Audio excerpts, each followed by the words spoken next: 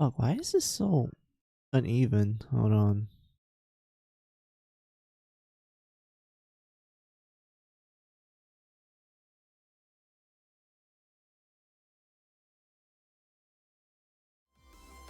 Because if I do this, this echoes with that.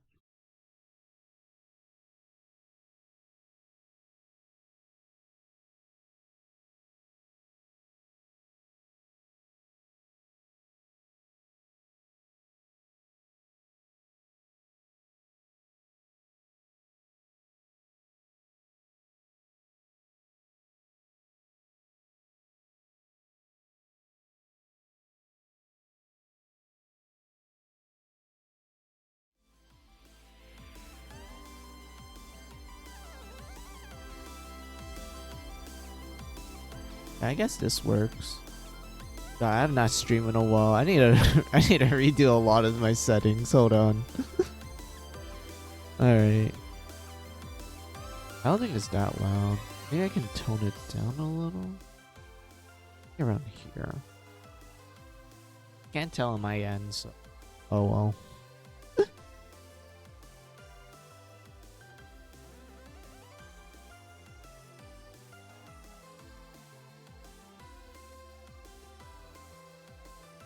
Okay, need to adjust this. Need to delete stuff.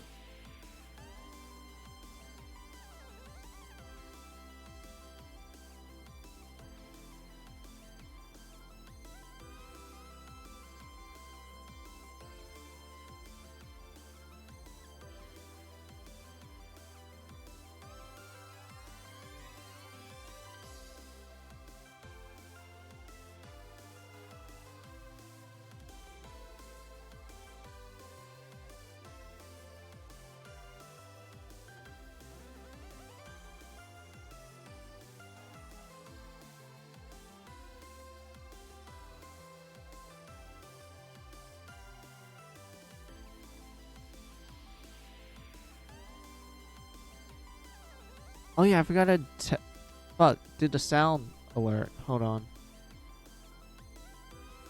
I knew I was forgetting something.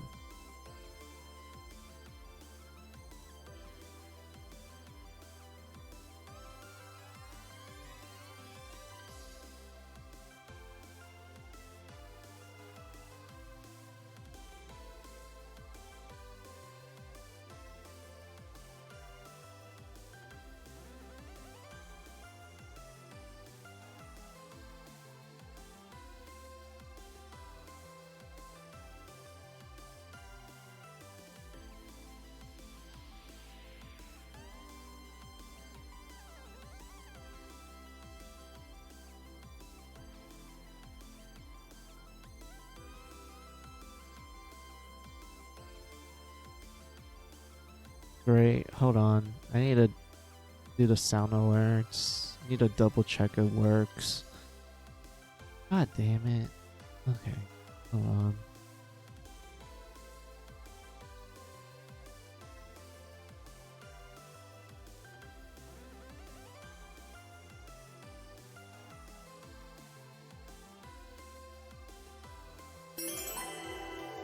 Yeah, alright.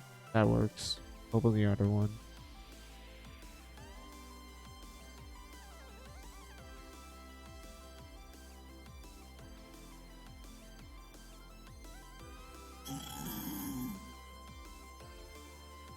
Yeah, alright. That works. I had to like I really am not streaming in a while. I had to double check everything. Oh boy. As long as I don't have drop frames, then that's a-okay. I don't have to like restart stream and whatnot. But I'm like sniffling hard. Must be the cold temperature. You know, I should get a tissue just in case I like start sneezing. Hold on.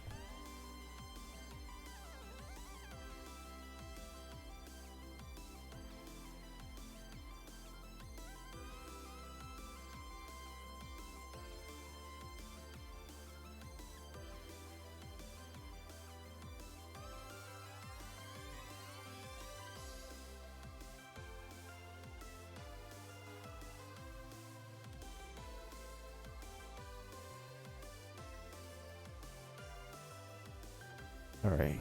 Need to adjust this. Need to adjust the chair.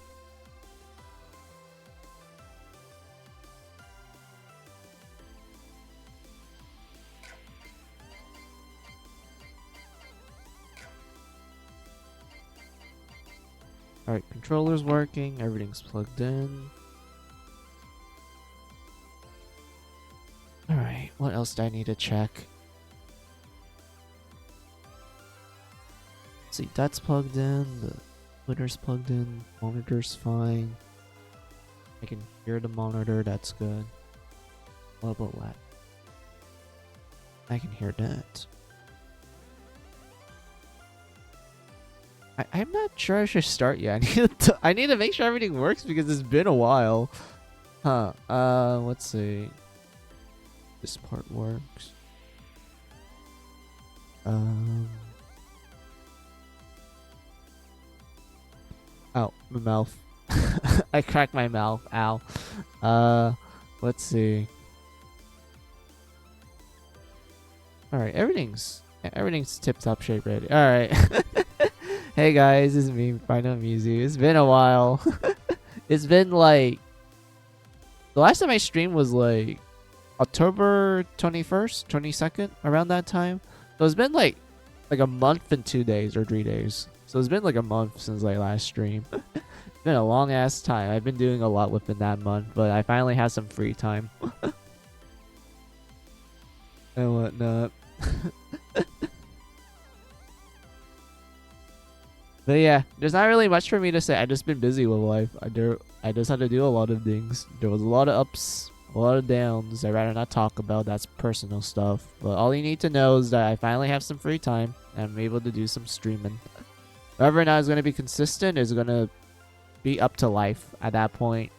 But I'll at least try my best to at least save some free time for at least some streams within the month or week. I don't know. Like, life is unpredictable. There's times when I can't even, like, predict if I'm gonna have free time or not. So, yeah. Welcome back, Musin. Hey, Shinx. How are ya? Welcome, welcome. But, yeah, it's good to be back.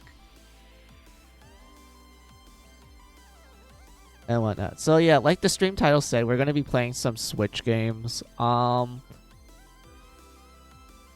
think it's gonna be fun. It's just like a random category of like Switch games I have and whatnot. It's gonna be, I guess, enjoyable for to some extent. Who knows? Maybe like, I don't know. Some people might be like, "Yeah, what? This looks cool. I want to try this and whatnot." Who knows? When was the last time you streamed a brand new game? What do you mean by brand new? Like came out recently, sort of thing? If that was the case, it'd probably be like. Fuck, I remember streaming it. I guess the closest thing you get to like a brand new game in quotation marks it was like Dungeon Travelers 1, like the PC port of it. Because I bought that like day one. Like the moment it became on sale on Valentine's Day, I literally just bought it and I was like, yeah, I'm gonna be streaming this. I love Dungeon Travelers, so like I'm gonna be streaming the PC port. That's like, I guess the first time I played something that was brand new in quotation marks. Because Dungeon Travelers 1, there's like technically there's 3 versions of it. The first version was like an old PC version that was like an eroge, and even then it was like, think of it as like the old version, like old vanilla, like the first version of the game. And then they made 2 other versions. The second version was the PSP version. That one's radically different from the first version. So for simplicity, you can consider it as like 2 different games, but I consider them as kind of the same since they have like similar content, even though the PSP version had like additional new content and they did have to change like some gameplay loops. But anyway, that one was on PlayStation Portable. I forgot what year it was. I think it was like 2010-ish or 2012. I don't remember. It's been a while since I searched up the information. Eventually it got a remake on PS Vita. That was the version I played, and that one came out in like 2016, I believe, or 2016 range, I guess. And eventually after staying in Japan for a very long time, they decided to release a PC port of the remake. But this time Steam is like, yeah, we will accept this. We're gonna allow this game to be sold on Steam front. So as a result, I just bought it the moment it came out on this year's Valentine's Day. That was when the PC port was released for Steam. And I just decided, yep, I'm gonna stream this, and I finished the whole game. And so I guess that was the last time I played something brand new, I guess. And whatnot, because most of the games I play are like old, because I just like old games more.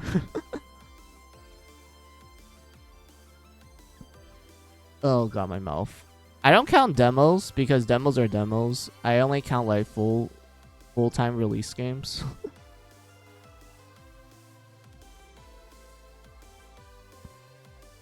And whatnot, but like yeah, outside of my literal like my rant, well, I won't call it a rant, it's like literal talking of like nonsense and whatnot. The game we'll be playing right now, since I was planning on switching between like 3 games throughout the stream, the first one we're going to be playing is Ciel, which is made by Intel Creates. They are a video game development company known for creating the Mega Man Zero series, the Mega Man ZX duology. They made One Bound Network game. This is the important one. They made One Bound Network game. They made Galgun. They made Azure Striker Gunvolt. That's like my personal favorite IP from them. They made the Blaster Master Zero trilogy, which are extremely great. What else did they make? I'm trying to remember because I do play a lot of their games. They made Umbreon Claw. That one was a decent Metrovania. They made what else did they make prior to Ciel? They made, I already mentioned Galgun, so that's off the list. They did a couple spin-off games for Mighty Number 9, despite the actual like main game for Mighty Number 9 being not that great. The spin-off entries that Intel created for it were very good, very solid. They were really great and whatnot. But like yeah, what else did they made? I did remember them making some like PS2 game. Well, not PS2. It was like, yeah, it was technically PS2. Yeah, they made some like budget PS2 games during like some point in the early 2000s, but I don't remember the name of it. But yeah, they made a lot of good games is what I'm trying to say. Intel Creates, they have a good reputation. I would say every game they make is actually really great.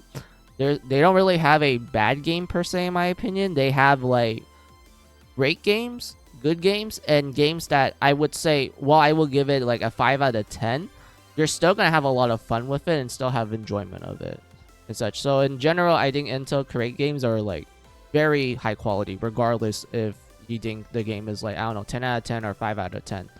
It's still really great games and whatnot. So yeah, so we're gonna be playing one of their newer games, which is called Ciel, and I've been playing the demo for a long ass time. Like I'm like kind of addicted to it. I do have the full game, but I want to play the demo with you guys first, and then we can transfer our save from the demo to the full game to like kind of see the difference. Because I did notice from like me going from the demo to the full game, they did change some like parts of it, like in terms of music, that is. Like some music from the demo gets like a greater extension in the final game, and then there was some cards that I noticed had a slightly different effect compared to the demo to the full game. So we're just going to be doing something like that. So yeah, what else do you wrote down, Shinx? And the new game stream drought is about to be over soon. Yeah. Yeah, because like once I switch games, you're probably gonna see some old games on the side. Actually, no, I have one new game that actually came out like, I think it was this week or last week. I don't remember. So I have one brand new game, one brand new one, but that one's a secret. I'm gonna save that and whatnot. But yeah, enough of my yapping. Let's get to the game. So we're gonna be starting with the demo of Ciel, and then after we get to the end point of the demo, I'll switch to the full game, and then we can play like one level there, and then we can switch games if that makes sense to you all. So yeah, where's the, where is it? There we go. Oh yeah, I'm kind of sad. There's only like one wallpaper for card in Ciel. I was hoping I could find like the pictures that plays when you do certain effects in the game, but I couldn't find them. They're surprisingly hard for me to find. Like the only one I was able to find was where is it? I have it saved. The only one I had was this. This plays when you do a certain effect, but this particular picture that plays for a certain card, this plays in the full game. This is not in the demo. This is something you see in the full game. And I kind of wish it was in the demo.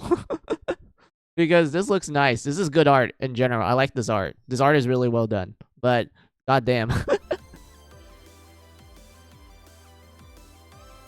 But yeah, let's get to the game. Let's see, what save file are we at? We're at number 1. Alright. Text. Oh yeah, I can literally just play this game in Japanese or Korean. Or Chinese. Traditional, new, and then Japanese. I think that's how you would technically read it, traditional and then new. I know they call it Mandarin or something. Or I think it's called Mandarin. Yeah, it was called Mandarin. But I don't know which one is what, and I'm not Chinese, so we're not gonna pick those options. So we're gonna go with, wait, I'm curious how they wrote this. Wait, so there's only Japanese and English dub. So this one is Nihongo Eigo. Yeah.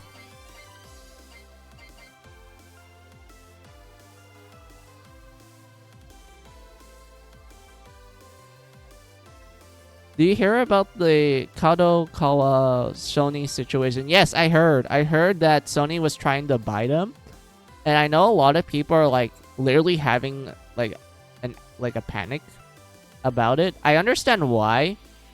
I completely get it.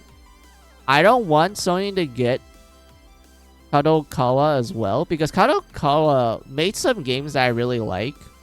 And I don't want Sony to have their hands on it, because they're probably going to cause them to like develop games in their method, you know, the infamous Sony check, and I don't want that.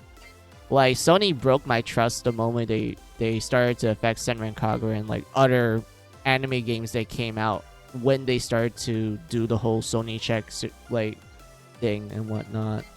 So like, yeah, Sony broke everything for me, so I'm not gonna let Kadokawa get I guess Sony checked. I don't want that. Like, legit, I don't want that at all. Now let me double check some settings and then we can get to the game.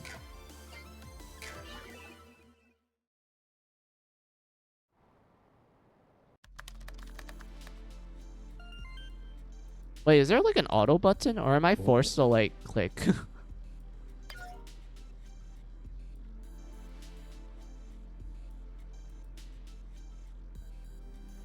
Their anime/manga department is bigger department than their games. Frontsoft and Spike-Chunsoft. Yeah. Like, I know Kadokawa. I know they're known for their light novels. Like, a lot of popular light novels were like published under them. And I know a lot of people are like literally going like, oh man, we don't want Sony to touch the manga/anime/light novels that Kadokawa makes and whatnot, because like if Sony starts touching it, they're gonna make some unnecessary changes to go through their Sony check and whatnot.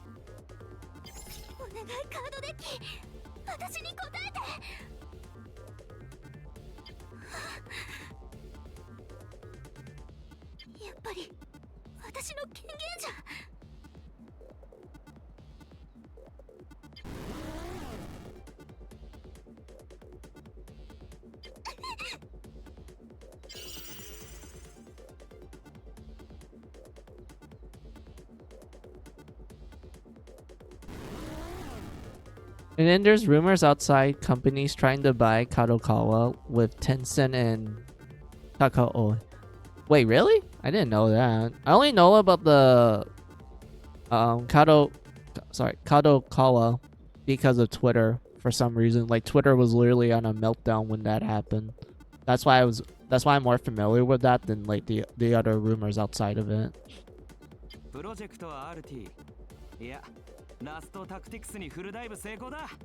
Wait, hold on. I just realized something. I need to slightly move you guys because I noticed you guys are like a little off on my end. Hold on.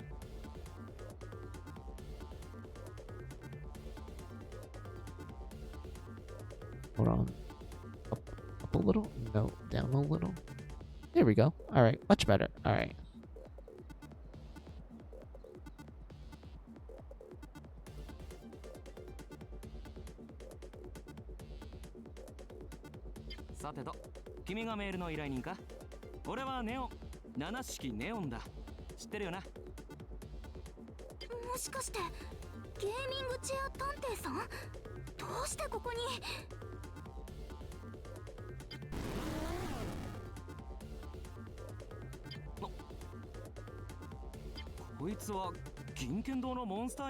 RPG カプセルクリーチャーのサラマンドン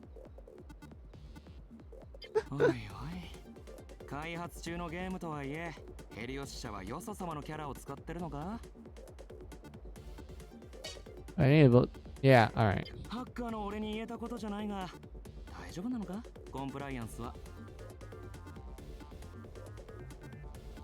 あれはマッド・オブ・ストラクティブデータ通称モッド Mod. I like how even in the Japanese version they still say mod. Like a mod from a video game. I mean, it makes sense. This takes place in VR, so like, yeah.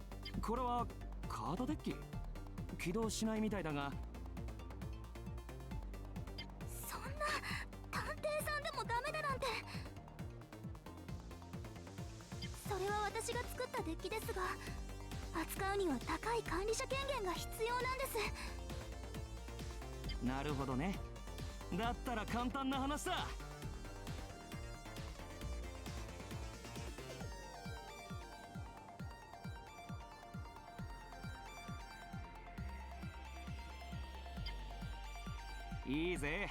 久しぶりに腕が鳴る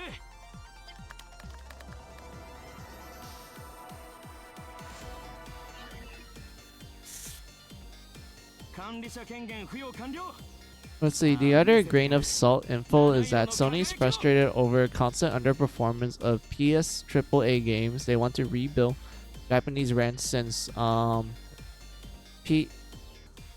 PS moved to Cali, and if brought and approved, Sony will have their adventures of original IPs. Oh, I see. I don't know if I should be happy about it or not, because like I said, Sony just broke my trust ever since they moved their PlayStation division to California, and it made so many dumb decisions since.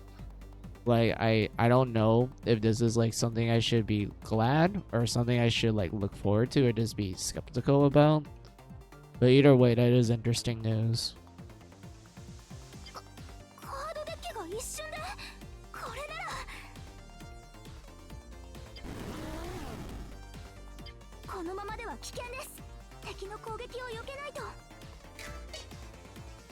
Oh yeah, this is just telling you how you can move.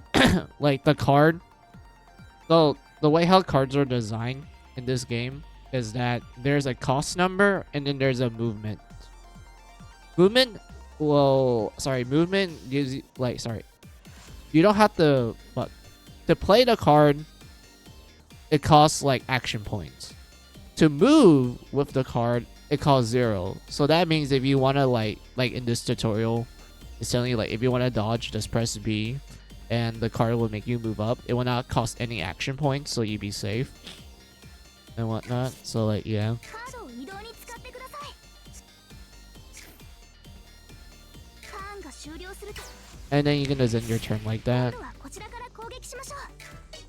And then this tells you like action points カードの essentially, 力ならダメージを与えられるはずです。 where we can just start wailing at the enemy いい感じ and で then use this to move down. よし、だいたいデッキの使い方は分かった。あとは任せてくれ。す。ではお気をつけて。 And then the game lets you see the tutorial anytime you want, so like that's neat. 制圧しろ完膚なこれでどうだ。制圧しろ完膚なきまで This one lets you go down, so we'll just move down こちら here. 側ですね。 Use these ones, use that, use him. Oh, we're stuck here. 私を分かってくれる。 We can't move up. この程度やってやるぜ。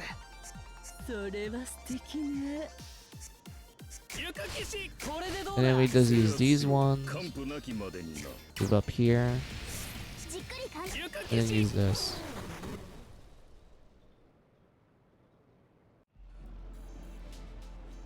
フルダイブゲーム。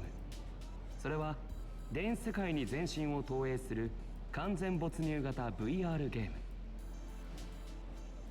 そんなものが日常化した現代、今やゲームをもう一つの現実と呼ぶ人も少なくない。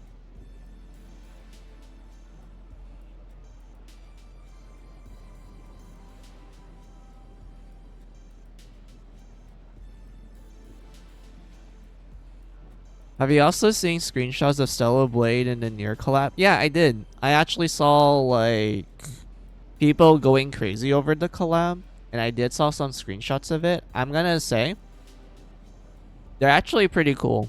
Like the collab looks awesome. I can see why people were like really hyped for it.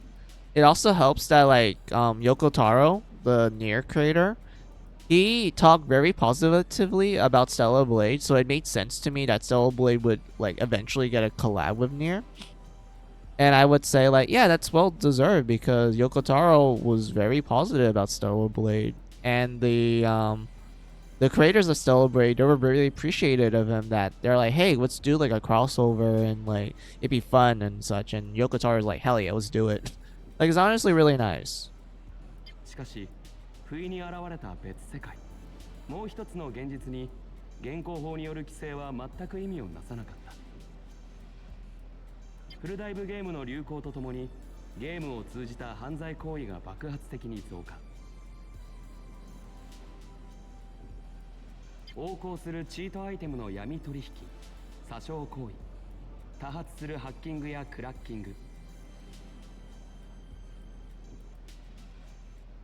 それらは通称フルダイブ犯罪と呼ばれ、現実でも大きな問題として取り扱われた。一方で、そんなフルダイブ犯罪から人々を守る者も現れた。ゲームにまつわる事件を虹色に輝く椅子に座したまま鮮やかに解決する敏腕ハッカー。 Of course he has the gamer chair. Of course. He has the literal LGBT. Wait, no, it's not LGBT. It's RBG. Wait, no. Fuck. What was the call? Like the literal gamer color that people like tend to make jokes about. RGB. Yeah, RGB. It's literally RGB gamer lights on his gamer chair. I don't know why I thought LGBT. I guess I accidentally mixed the two sometimes, but yeah, RGB. 七式ネオン。人々は俺のことをこう呼ぶ。ゲーミングチェアディテクティブと。サラマンドンの分解プロセス終了。これでもう安心です。危ないところでした。助けていただきありがとうございます、ネオンさん。私の名前はアンシェと言います。アンシェ、君は何だってサラマンドに追われていたんだ？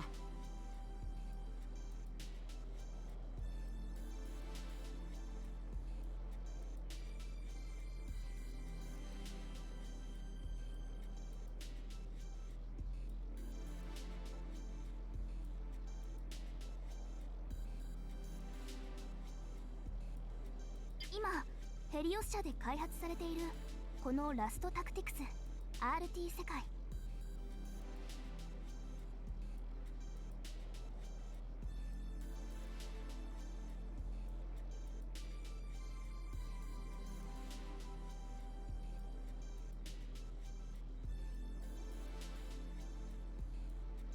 何らかの要因で外部から別のゲームデータがモッドとして入り込んできています。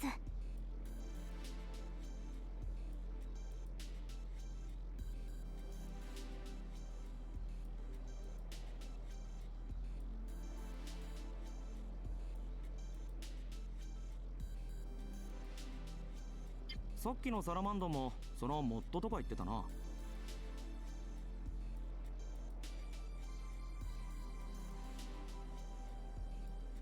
場所によってはゲーム世界の流入でダンジョンまでもが形成されています。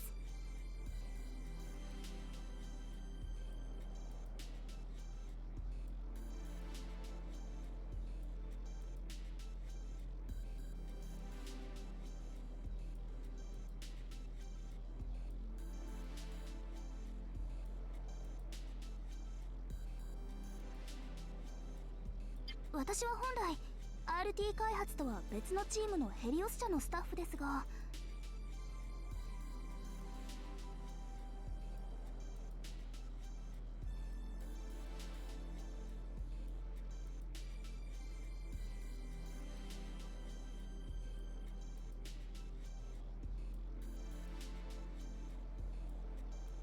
今はモッドが流入する原因を探るため臨時で RT へとログインしています。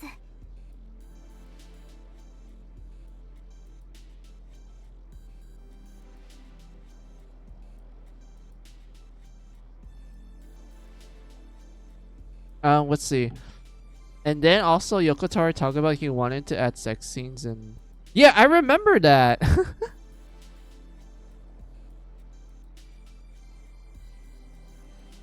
Yeah, I remember that. People were like debating whether or not that was like, you know, rude of the producer because of like how I word it. Like he told the creator of Nier that, oh, for the anime adaptation of your game, I'm not gonna listen to you about the whole like sex scene thing and whatnot, but it's more like I feel like when it comes to anime adaptations, especially I'm assuming that they're gonna air this like live, like air it in TV, and then they probably make like a Blu-ray version afterwards. I know that if you're gonna air something live, you're not gonna do stuff like sex scenes. Because like imagine like I guess the Japanese equivalents of like, I don't know, soccer moms or Karens or like I guess Christian moms. They're gonna probably blow a casket if they saw like some random android guy and girl just having intense sex on live TV. They're probably gonna like draw a huge hissy fit and whatnot. It's gonna cause like all kinds of like parent outrage and whatnot.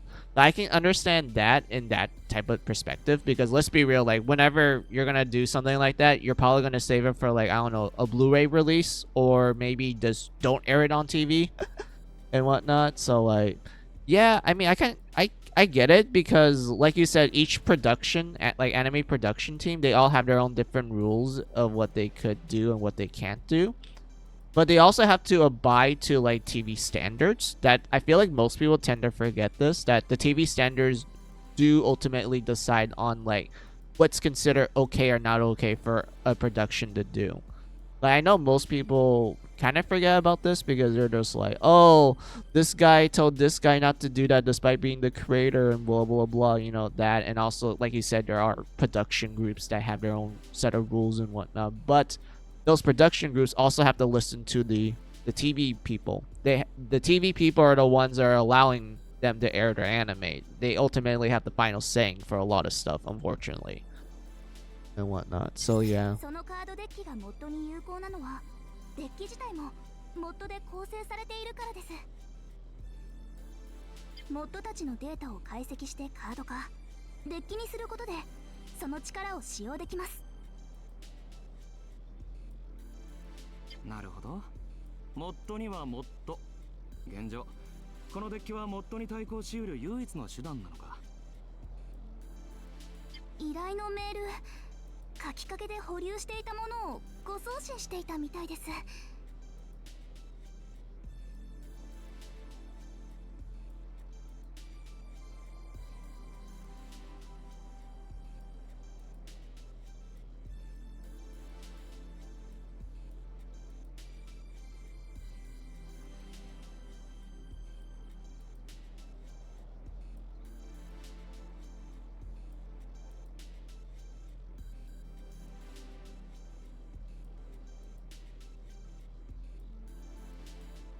ネオンさんはあの内容でどうしてここへ？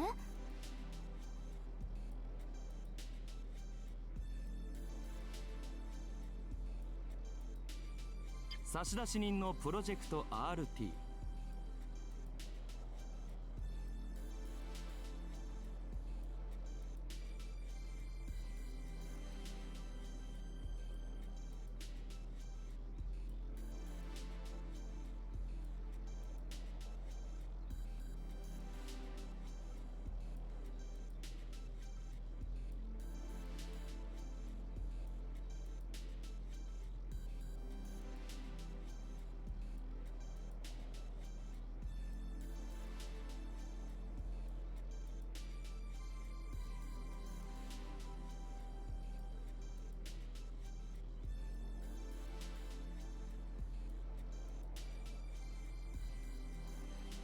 大手メーカーであるヘリオスインタラクトの最新フルダイブゲーム。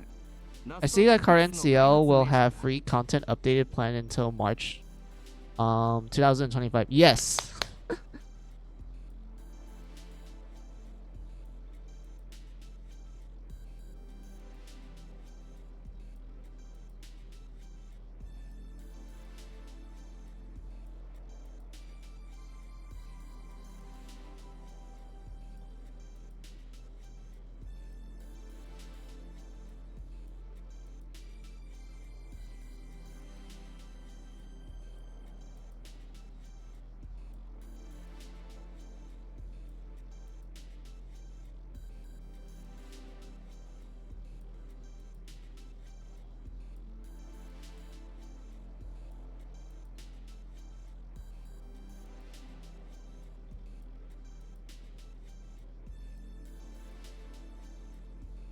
Let's see. Oh, sorry, my bad. I got a little distracted. Hold on.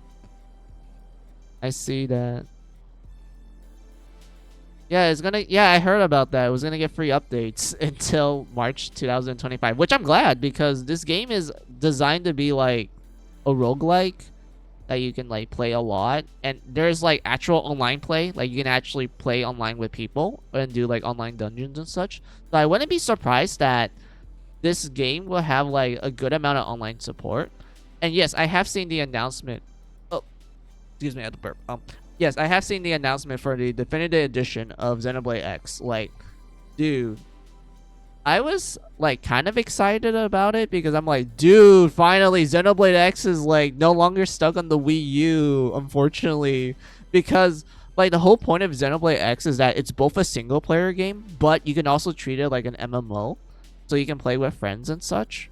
But since the Wii U servers died like a long time ago, you're just going to be stuck with a solid single player game. But since they announced the definitive edition, I'm assuming what they're doing is that they're going to allow like, you know, Switch people to play with each other, which is absolutely wonderful. That's like one of the cool things about Xenoblade X.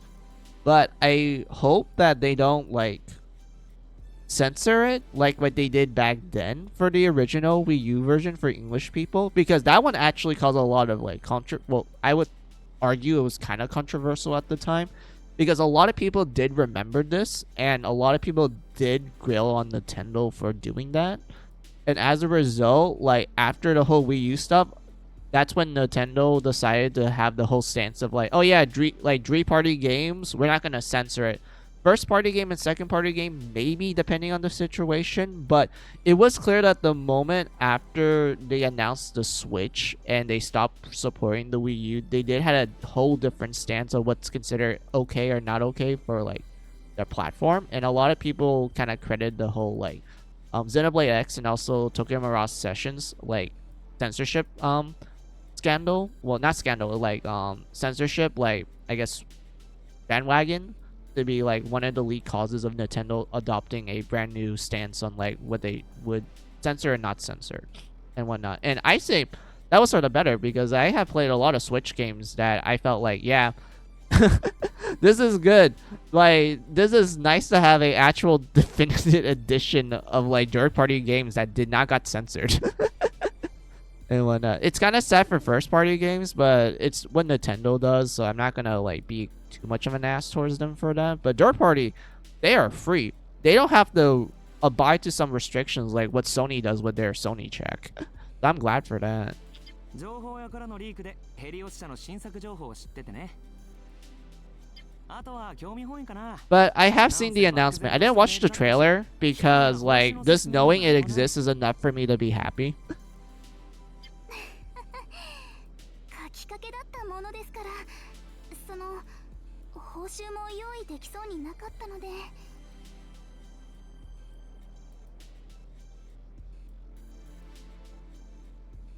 けど、その書き It's so controversial lately because Nintendo pulled a Tokyo Mirage again. Really?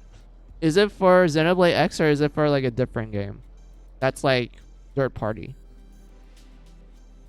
Or first party or second party. I don't know which party they're doing. If it's third party, then like that's a shame that they actually broke their promise. But if it's a first and second party, then like that one is just up to Nintendo at that point. I'll disagree with them, but I won't be an ass about it.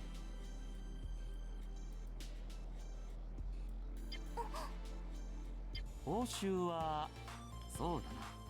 この事件を解決したら2人でオフ会するってことでどうかな。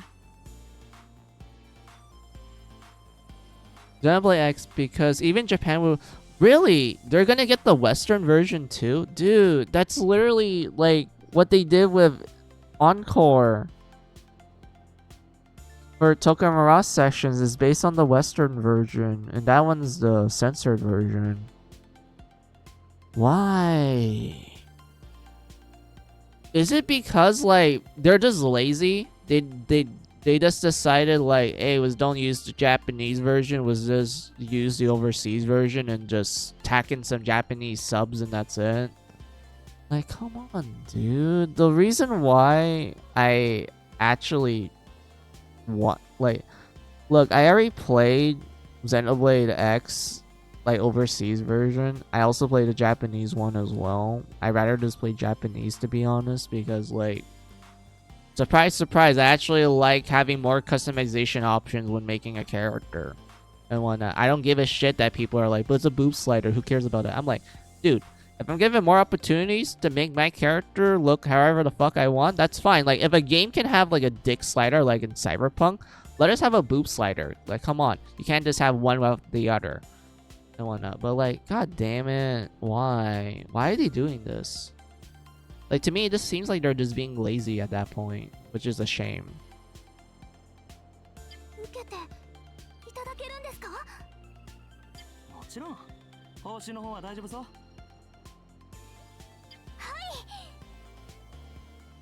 い。よし、契約成立だ。よろしく、ハンシ。よろしくお願いします、ネオさん。ハンシ、どうかしたのか？どうやら近くで大型のモッド流入が起きているみたいです。ネオさん、一緒に向かってみましょう。早速一仕事か。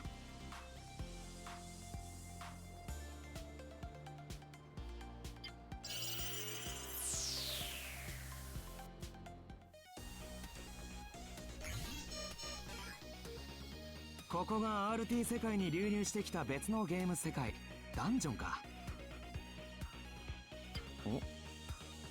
どうかされました？なんだ、デッキが軽くなったような。カードが減ったのか？さか世界をまたいだことでカードの使用権が Well, yeah, it's a roguelite. They're not gonna let us keep our overpowered cards. They're gonna make us reset our deck every time we enter the dungeon. RT 世界で作ったカードほとんどが消えてしまってます。まさかダンジョンに入るたびにデッキが初期状態に戻るってことか。 I mean, that's fine. That's the whole point of a roguelike. It's gonna be fun with the different setups you can do when you start brand new in every dungeon. そんな。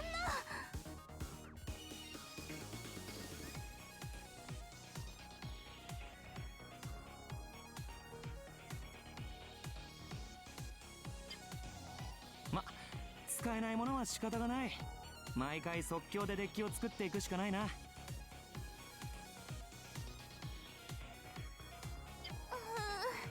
ごめんなさい。想定しておくべきでした。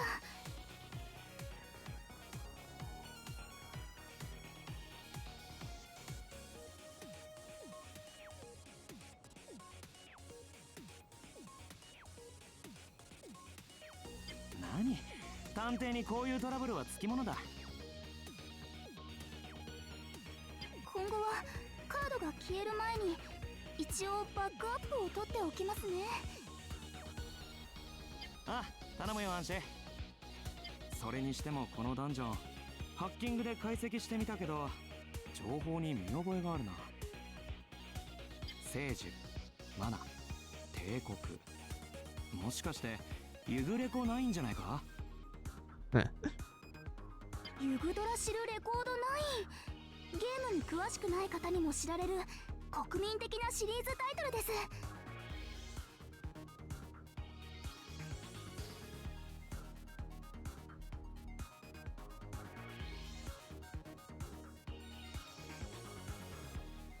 海外でも大人気で近年も相当な出荷数を Wait, 記 hold 録 on. しています。There's people that calls around calls around us calls around us. There are people that calls around us crazy when there's a prediction that Xeno 3 won't have staying power as Xeno 2. I mean, to be honest with you, I feel like out of the Xenoblade games, I like 2 and X the most. 1 is fine. I didn't really think too much of 1. I think it's because, like, when 1 came out, I already played, like, a good chunk of the previous Xeno game. So when 1 came out, I just thought, like, oh, it's a fine game by the same developers and creators. I didn't really think too much of it. And I get that most people will consider my opinion as sacrilegious, especially the people that view 1 and 3 as the best ones and 2 being, like, the quote-unquote weakest one of the trilogy. Even though I actually disagree. I think 1's kind of the okay game. And I feel like the reason why I think that was because I played so many RPGs growing up that when I got to Xenoblade 1, I was able to predict pretty much everything that happened in it. And I just thought, like, oh, it was okay. Like, the story was fine. The only memorable thing about 1 to me was, like, how they present the cutscenes. Like, that's, like, the one, like, well, few positive things I can talk about when it came to Xenoblade 1 was the presentation of the cutscenes. I think they did a really good job with the choreography, the use of music, and the voice acting and whatnot. I felt like they did a really good job at, like, you know, creating good cutscenes. But outside of that, combat was just okay. And I thought the story was just fine for what it is. I felt like there wasn't a lot of things in Xenoblade 1 that made me thought, like, oh man, this is like from the same devs and whatnot. It felt more like it was just a game that just tacked on the name, if that makes sense. Like, I felt like it was very, like, kind of detached in a way that I could tell that this game initially was not made to be a Xeno game to begin with, but it eventually got that title later on in development, sort of thing. I hope that makes sense and whatnot. So yeah. And then when you get to Xenoblade 2, like, when you look at the Japanese script, they brought back so many things that made that made the Xeno games great. I loved it. And I know Blade 2 went with a more, like, shonen anime type of, like, storytelling, with, like, the first couple of chapters being quite lighthearted in nature, and there's, like, a lot of goofy moments. and then the later parts being quite serious and such. Like, I actually like that a lot about Xenoblade 2 because, one, Xenoblade 2 wanted to try something new. Like, the developers confirmed that they wanted to try something different with 2. And second, they brought back a lot of things I felt like was missing in the first game, which was the heavy use of Abrahamic mythology. Like, I felt like they didn't use it that much in Blade 1. Like, okay, granted, they used Monardo, and, like, it's essentially a very straight-to-the-point interpretation of Gnosticism, which I felt like it just, like, they only did, like, the bare minimal, essentially. They didn't really went full at it, sort of thing. But Blade 2, they actually went the full mile. They went so far with it that it was important to the story, it was important to the lore, it was important to the character development. It was like filled with so many of it, and it actually made sense in the world of Xenoblade 2. Like, it wasn't those cases where it's like, oh, they just used the name because they thought it was cool. No, they actually made sure it made sense. Like, it actually connects to the plot and whatnot. Like, they built, like, the story around said mythology rather than just, you know, tossing in a random name and just call it a day. Like, no, they actually thought hard about it. Like, they actually went like, yeah, we actually understood the homework. We're able to make a really bombastic story around these, like, this mythology and whatnot. And they did a wonderful job. Like, they did the same exact thing that they did with Xenogears and Xenosaga Trilogy. Like, Blade 2, so good. The Japanese script is amazing. And then you get to the English script and they just remove practically all of it. They removed every single reference to Abrahamic mythology. They replaced it with, like, Greek mythology and some random ones, and I felt like it doesn't hit the same because some of the substitutes they didn't really make sense to me. So, like, yeah, I didn't like the English script that much, so it kind of tells you that, like, yeah, I just prefer the Japanese script above all else. And whatnot. And they should have kept it. I didn't want, like, they shouldn't change it at all. The Japanese script does a better job at conveying the themes a lot better than the English script and whatnot. So, like, yeah. And then you get to Blade 3, and I felt like that one played it too safe. Like, granted, it was really hyped. I was hyped for it too. Like, Blade 3 was such a hype entry that whenever they released trailers for it, I just didn't watch it. I wanted to be completely spoiler free when it came to Xenoblade 3. And when the game finally came out, the reaction I give to it was, it didn't live up to the hype. Like, it's a really good game, I will admit that, but I felt like they played it a little too safe when it came to the type of ideas and story beats they wanted to go with. And also the main villains of Dre, they are practically nothing characters. Like, they literally don't exist at all, and we're supposed to treat them like they're serious. Like, at least one, despite me just thinking that that game is just okay, like, at least they did a good job at building up the villains and such. Like, I feel like out of the Xenoblade trilogy, 2 had the best villains. Like, straight up, they did a great job with the villains in Blade 2. But Blade 3 was such a downgrade. The villains of Blade 3, they're practically nothing characters. They don't do that much. Like, you're supposed to be like, oh man, they're like serious and whatnot because they're actually connected to, like, the backstory of certain characters that play a major role in the story. But they don't do anything. They just exist. They don't do shit. It's kind of sad. Like, they become completely irrelevant in the next few, like, the last few chapters. And look, I get some people say there's a plot reason for that, but I feel like that's, like, not a good excuse for it. Like, it's a shame, dude. And then you get, like, Future Redeem. Oh yeah, I forgot about the DLC. Xenoblade 2 DLC, really great. Torna the Golden Kingdom, that was a great ass DLC. Did a great job at expanding on, like, the backstory of the world of Xenoblade 2. So that one was really good. Future Redeem, I would say Future Redeem was 100% better. Like, that one was able to, like, actually live up to the hype that I felt that Base 3 did not live up to. So I'm glad that, like, Future Redeem actually fixed a lot of the problems I had with it. I had with, like, Base 3. Base Game 3, my bad. So yeah.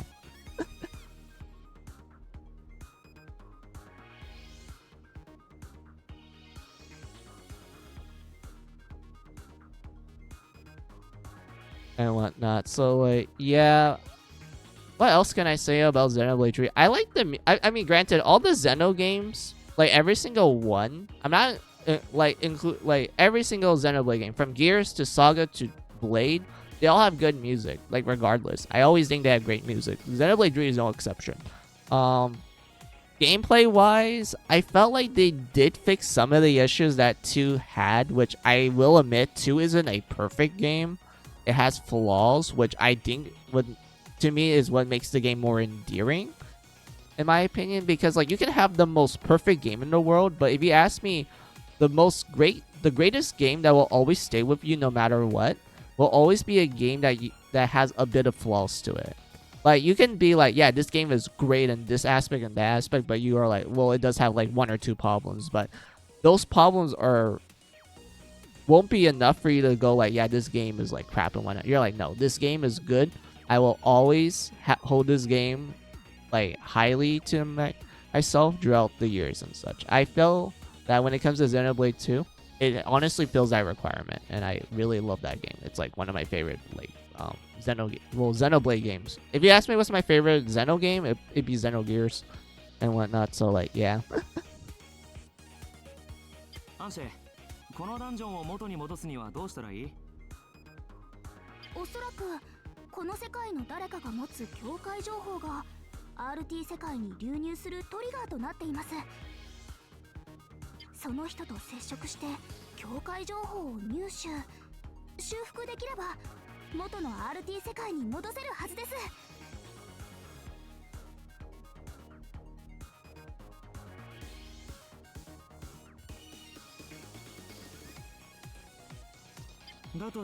And the similar thing happened with Metaphor, because I only heard good things about its music and gameplay, and everything else is shit and has no value for the people that praise Metaphor. It likely have problems with elements of Persona series. Honestly, the more I hear about Metaphor, the more I'm like, okay, gameplay and soundtrack, yes, I will admit they are good. I did play the demo. They are really great.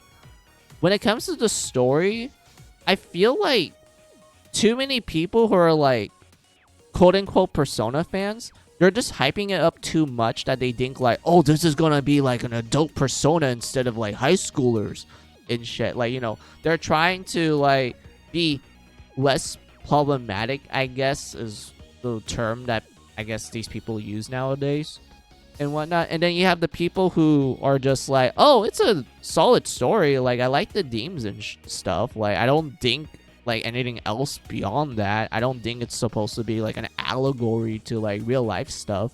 Like, if you ask me, Sheiks, like those type of people, like the one I mentioned about them just going like, yeah, it's a good game regardless. Like, I think the story is neat. And they don't think like, oh, there has to be some kind of allegory and shit. Such. I think those people are the best ones, because they actually understand that like, yeah, it's a video game in the end. Like, who gives a shit about if it's gonna talk about modern politics and whatnot? They actually, I need to point this out. Metaphor does not do that. Metaphor is more like, it just talks about how I describe it. Metaphor, the general plot of it is that you're essentially told like, oh yeah, there's like different types of governments, and like each kingdom focuses on those types, and the whole ideal is that you're supposed to engage and talk to these different government types to kind of like create a foundation of a common middle ground, so that the two can like exchange ideas and eventually, I don't know, lead to a better like understanding amongst each other. Maybe it might lead to them getting along instead of like, you know, fighting each other to like a bloody war and whatnot. Like, that's the general like plot points of Metaphor. And I think they did an excellent job with that aspect, because I noticed when I was like looking at like story beats of it, they don't make references to like modern politics, and I'm grateful for that. Like, I was so happy that Metaphor actually did the intelligent route and not do like the quote-unquote activist route, where they just go like, oh yes, let's talk about modern politics that everyone's definitely want to talk about nowadays, especially when it results in like people literally like sending each other death threats because you just simply disagree with them and you think they're too extreme and whatnot. Like, Metaphor does not do that. Metaphor is actually like, yeah, there's like different government types throughout the ages, and like this is how they work and such. Like, hey, you can try your best to get them to get along. It's up to you, my brother, and whatnot. There's multiple endings to the game, so of course it's like, you know, it encourages you to like just to make your own decisions and whatnot. Like, yeah, like that's absolutely one. That's like the one of the great things about Metaphor. It's that, you know, they actually made a fun game and whatnot. And the story isn't gonna like make you go like, oh yes, this is gonna make me think like an intellect, you know, it's gonna expand my brain and shit. It's like, no, you're gonna have like an entertaining story that might make you go like a little smarter, but it's not to the point where you're gonna start like, I don't know, sprouting nonsense in real life and like sending death threats to people and whatnot. So like, yeah, that's like one of the things I would mention for Metaphor. But yeah, when it comes to Metaphor, I will agree with the good music and gameplay. For the story, I think they actually handled it great by, you know, not talking about modern politics. So I will give Metaphor like props for that. There's like other factors to Metaphor, like people saying that they toned down the sexuality, sexualization of a lot of the characters. That includes both the males and females and whatnot. Like, to that, I'm like, yeah, I can kind of see like some people being against it. You know, like the literal Coomers, like unironically the actual Coomers, not the people that does like fan service in general and whatnot. Like, I can see that, but to be honest with you, I feel like when it came to Metaphor, I didn't really care about like how attractive the characters look, if that makes sense. I was just mostly into the gameplay and soundtrack and also bits of the story. I just didn't give a shit if the characters look nice or not.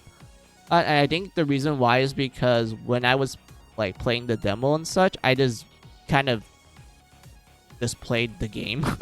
I didn't go like, oh my god, this character is hot. Like, I want to get stepped on and whatnot. I was just busy playing the game. And whatnot. Like, granted, there are some games that I will have that sort of reaction to, but like, that's very rare. And I mostly play games just to play games. I don't play games for like a great story. I don't play games for like the booba and such, even though those are really nice and such. I only play games because I'm like, yeah, this looks fun. I'm gonna play this. Like, this seems like a good like, this seems like a good game that I can like waste like hundreds of hours in. This is gonna be great. And whatnot. That's how I tend to view video games, to be honest. And whatnot. But yeah, like, I don't know what else to say for Metaphor, because like there's not really much for me to say, because like the only exposure I have to it's like the demo and like cutscenes on YouTube. I do want to play the game, like actually buy it and like stream it with you guys, but I don't know. I honestly don't know. It's a bit too costly for me, so we're not gonna do that. And whatnot. And also, like, I'm not gonna buy an Atlas game, like, because they like normally with their RPGs they always do like, oh, we're gonna release it an enhanced edition that adds a bunch of bonus stuff and like pre-existing DLC and whatnot, and we're gonna sell it for like full price again and shit. So like, yeah, I'd rather just wait until they confirm that they're gonna make a quote-unquote definitive edition of Metaphor, and then maybe I'll like think about buying it.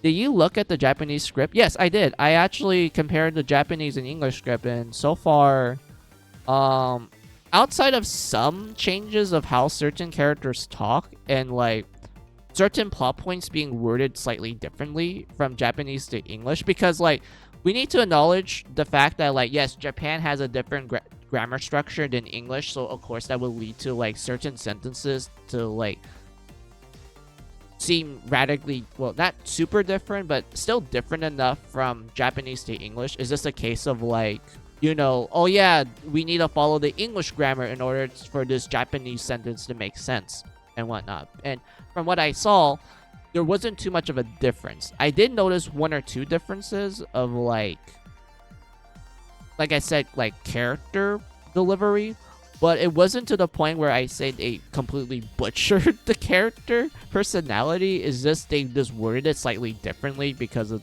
the difference of language grammar. and whatnot. And when it comes to the major plot points, they didn't change too much. Like I said, it was just a change of grammar. The plot points are relatively the same, but granted, I didn't like fully read the whole thing. I only read like a couple of chapters of it and whatnot. I didn't see the full thing, so, and also it takes a lot of time to like, you know, compare the two quickly, and my Japanese isn't the best in the world, so it takes a while for me to like translate it for me to understand it.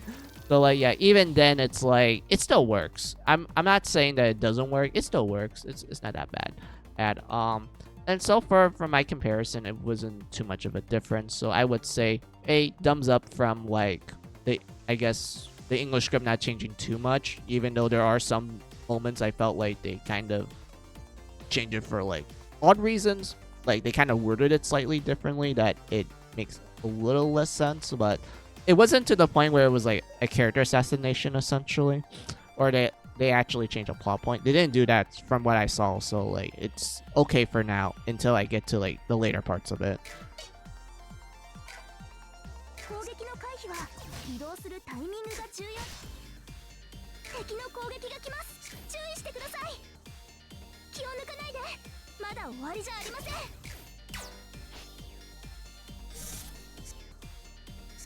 お父さんの私が一番でしょ。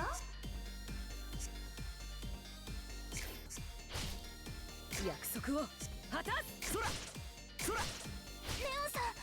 今だそら望みを口お父さんのために作ってみた。約束をそら私が守っ探索を再開しましょう。ああ、宝箱。やっつけましょう。約束を果たす。食らえそんなものか。そら食らえ撃破。レオンさんのた。龍華騎士おめでとうございます。レオン。私の見た。ああ、宝箱が。 Huh. So they're still gonna make us use like attack cards instead of breaking the enemy's defenses. I mean, that's kind of fine, I guess, but I don't know, man. そこだ続けてやっちゃいましょう。お父さんのために作ってみ。食らえ And then, yeah, one shot. There we go. 嬉しくなんか。 And then we can grab this. ああ、宝箱があります。 Card game A. Hey, Joe, long time no see. It's been a while. It's been like a month since I saw you. Welcome, welcome. Let me give you a shout out. Hold on. How are you, Joe?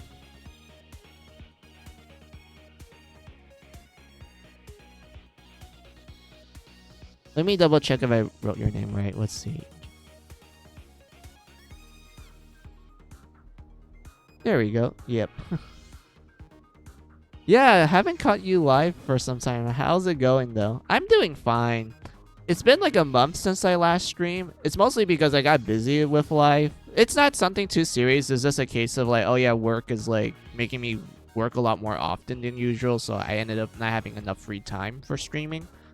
But now it's like slightly not too busy. So I'm able to have some free time. And I'm like, well, I haven't streamed for a while, so might as well do one. Might as well stream like a couple of Switch games I have. And the one we're streaming is called Card and Ciel. And the best way I would describe it, Joe, is that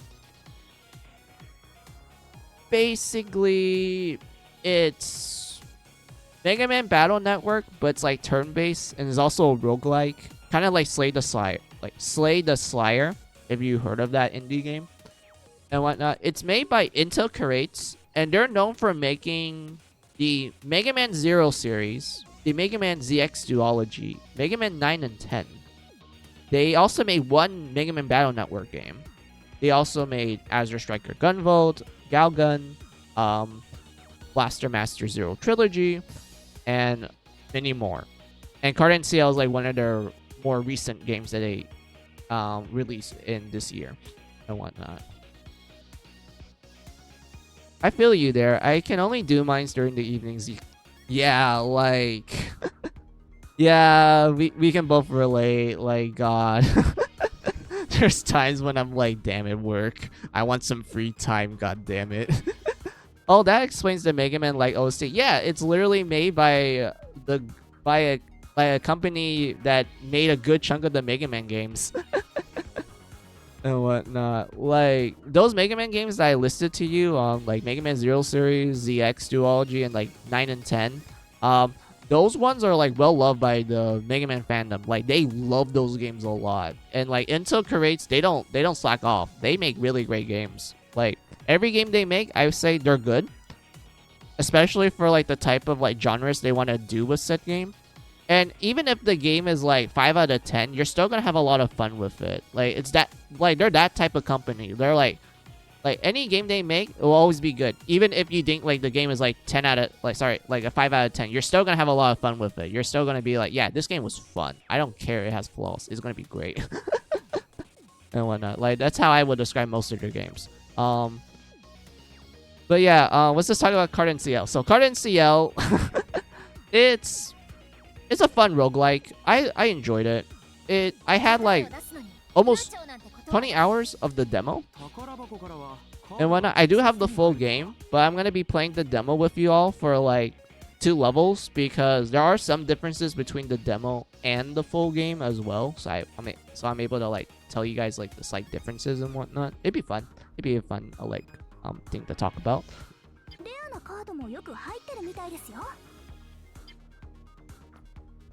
And also, if you guys are curious about the plot, for anyone new that just drop in and like say hi to me on stream. Basically, the plot is that we play as a video game detective. I'm not joking with that statement. We play as a guy named Neon. That's his full name. His name is Neon, like neon lights. And he's just your typical video game detective. Like he's a detective that works on video games. And he uses VR to like solve cases and whatnot. So he ends up getting this email from a video game company that tells him like, hey, we need your help to investigate some kind of weird phenomenons happening in this one VR game. So he ends up accepting it. And it turns out that this VR game transformed into a VR planet. And whatnot. So this VR was going to be like a typical MMO, but random glitches started to appear and it transforms into like a giant ass planet. And this planet is composed of different areas that are based on video game IPs that the company made. And not only that, but they also sprinkle in like some real life IPs that Intel Creates also made as well. So this game has a mixture of both fictional IPs made by the fictional company and also real life IPs that Intel Create made and whatnot. So because of that, there's times when you're playing this game and you get this one card and you're like, oh my god, this like anime a husbando / waifu looks really cool. What game are they from? And then you look at their description and you're like, okay, they're from this this game called Gunvolt. Alright, this looks cool. I want to go search it up. I doubt it's real. And then you look it up and you're like, oh shit, it's an actual real IP. And whatnot. Like, it's that sort of like, I guess, feeling and whatnot. It's really great. I'm assuming that the decks are customizable. I would say yes, they are when you start getting new cards, because the way how the game works is that every time you enter a new dungeon, Joe, the game will always reset your deck. But here's the thing. Every time you enter the dungeon, not only they will reset your deck, but they also will give you some cards to kind of lead you to like a certain build that sometimes the dungeon is based on. I know it's like you feel like, oh, it's not that customizable. It is, because there will be times when the game will give you a dungeon where your starting deck will not be like too synergized with the other cards you will get in said dungeon, but the game will always be nice to you to at least like help you out with like some form of synergy. Like, they won't let you be fully in a disadvantage. They will always give you some form of advantage. Not like a handholdy way. It's more like, oh, we're gonna toss you like a bone or two. I hope that's enough to like help you. If it doesn't, it's all on you, buddy. Like, it's all on you. And whatnot. So like, yeah. We're only doing the tutorial right now, Joe. It's because I kind of got distracted and kind of like yapped a lot. So because of that, we're still in the middle of the tutorial. But don't worry, once we get to the later parts of the game, Joe, it's gonna get more and more intense. Because you're gonna get some cards that are like designed to be like, oh, they only do special effects if you lose HP. And then there's other ones that are like, hey, if you buff yourself to like a certain degree, then this card will actually do like an additional effect. Other ones are like, hey, you can only play this card when there's only 5 cards on your hand in order to do like a special move, etc, etc. There's like different card effects, and I feel like this game exceeds in like making each card effect actually cool and like fun to play once you like understand how it works. And when all my decks at Yu-Gi-Oh! Master Duel, Shadowverse, and the Pokemon TCG Pocket are built by myself. Yeah, like, that's the thing I like about like card games, is that once you understand like how certain cards work, you can literally build it yourself, and you be like, okay, I built the deck that I think will give me the most victories. Who knows? Maybe I might like lose like a couple of rounds, and that might encourage me to like try something else, or maybe I want to do something completely different. Like, that's the one thing I like about like card games, and also to extension like deck builder games.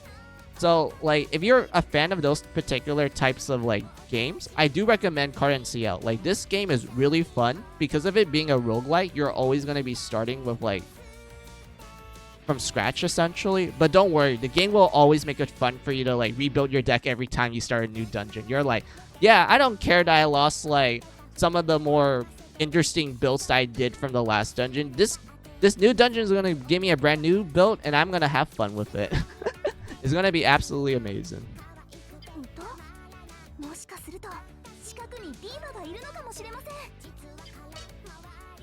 Oh yeah, okay, so this is the funny thing about this game, Joe. So in the map, there will be these special enemies. They're called divas or muses if you're going with the English script. Basically, they're special enemies that if you beat them, you get a special card. And this special card is the embodiment of like an anime moment. Like, Joe, remember in like some animes where it's like, oh man, the main villain is beating the hero, and they're about to like do the finishing move, but then all of a sudden you hear the opening playing, and then the main character gets like a big power up and shit. That's essentially what these special cards you get from the muses are.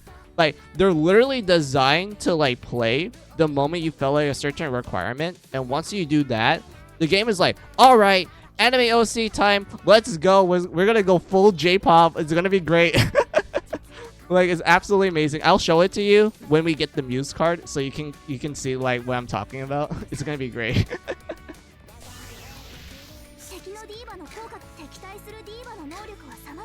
Oh yeah, this one tells you like the enemy effects if the battle has one. Let's see, discard. Yeah, that's fine.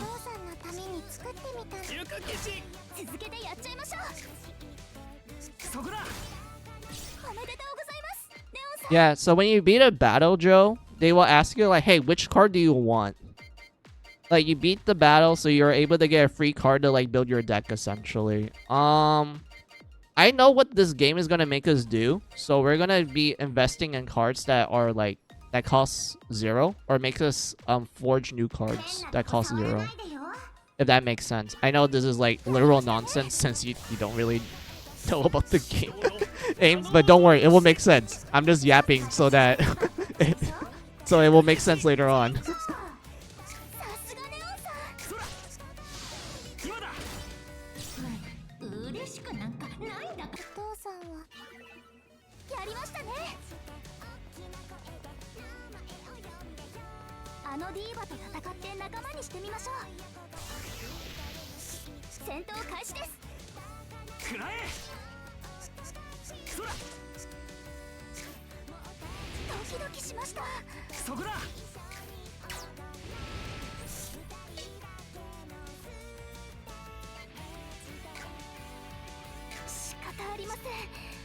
I don't want to use I don't want to do this, because if we do it, then the card breaks and we can't use it anymore for that dungeon. Okay, they're forcing us to use it. Alright. It's the tutorial, so it makes sense. Yeah, alright. 一気に片付けるよ。おぼろ村雲来い。必殺技に使用したカード。力を使い果たしてしまいました。このカードはもう消費することになるのか。使いどころは考えた方がいいな。There we go. There we go, Joe. We got our spell. Sorry, we got ourselves a special card. The Muse card or the Diva card. Conditions to activate. Forge 3 0-cost cards. Effect: when playing a card, forge a number of rush cards equivalents to its cost. Of course, you're like, what does that mean? Basically, every time you make a card that's like that costs 0 points to use, it will eventually fuck how I word it. So in order to activate this card, you need to make at least 3 cards that cost 0 to use. The moment you fill out this requirement, Anime OST plays, and then the Muse is like, hell yeah, I got your back, brother. And then at that point on, any card you play, she will always make a brand new card for you, and it will always like help you. Well, sorry, she'll always make like a brand new card for you, essentially. What kind of a card? I'll just let you guys see once we play the game. やりましたね。お兄さん、ディーバの力を早速試してみましょう。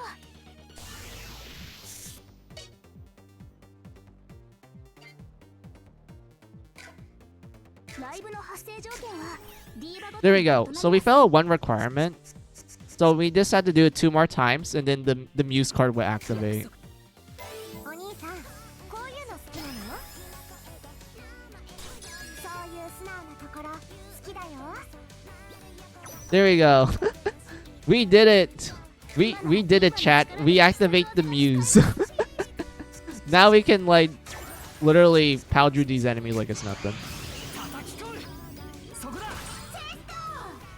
お父さんのために作ってみたの。こっちに。危なげない勝利。 And then we're gonna let's get more buffs. Oh, random event. All right, we need. Yeah, sure, we can do that.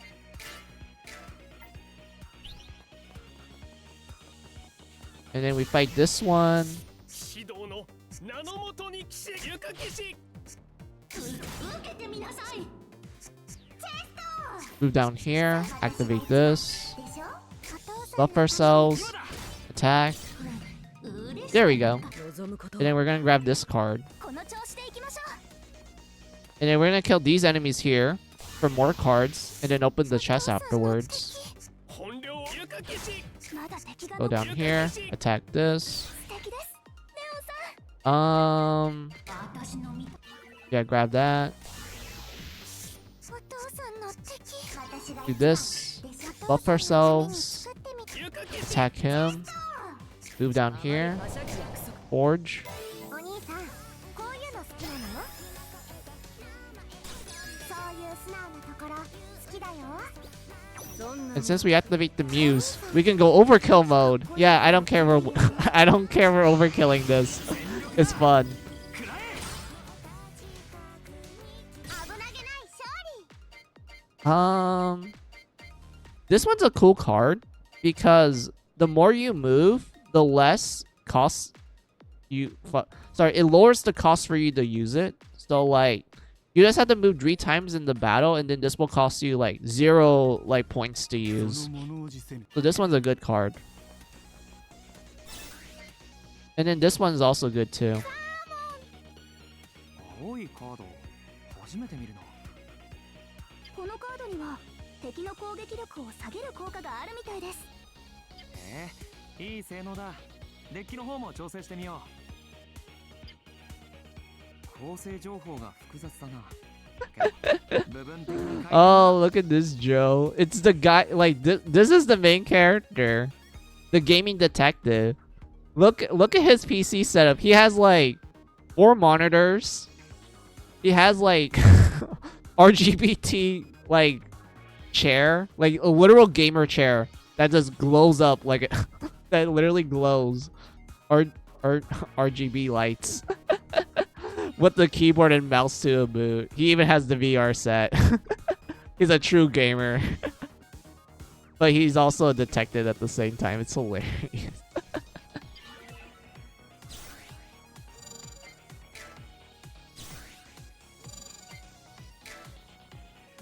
よしうまくいったぞ。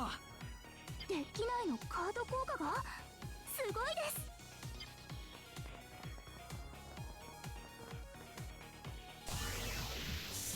避けられない。なんとかダメージを減らさないと。 Oh yeah, so break. So basically blue cards, what they do is that they lower the enemy's attack power, but also later on, they lower the enemy's defense. So that if you manage to break their defense, the enemy will be stunned for 1 turn, and they will take 3 times damage from you. お父さんのために作ってみる。これならダメージを受けなくて済みますね。くらえ。そらそら。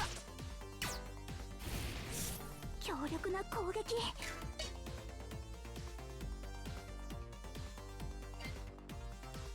もう一度ブレイクを与えてみましょう。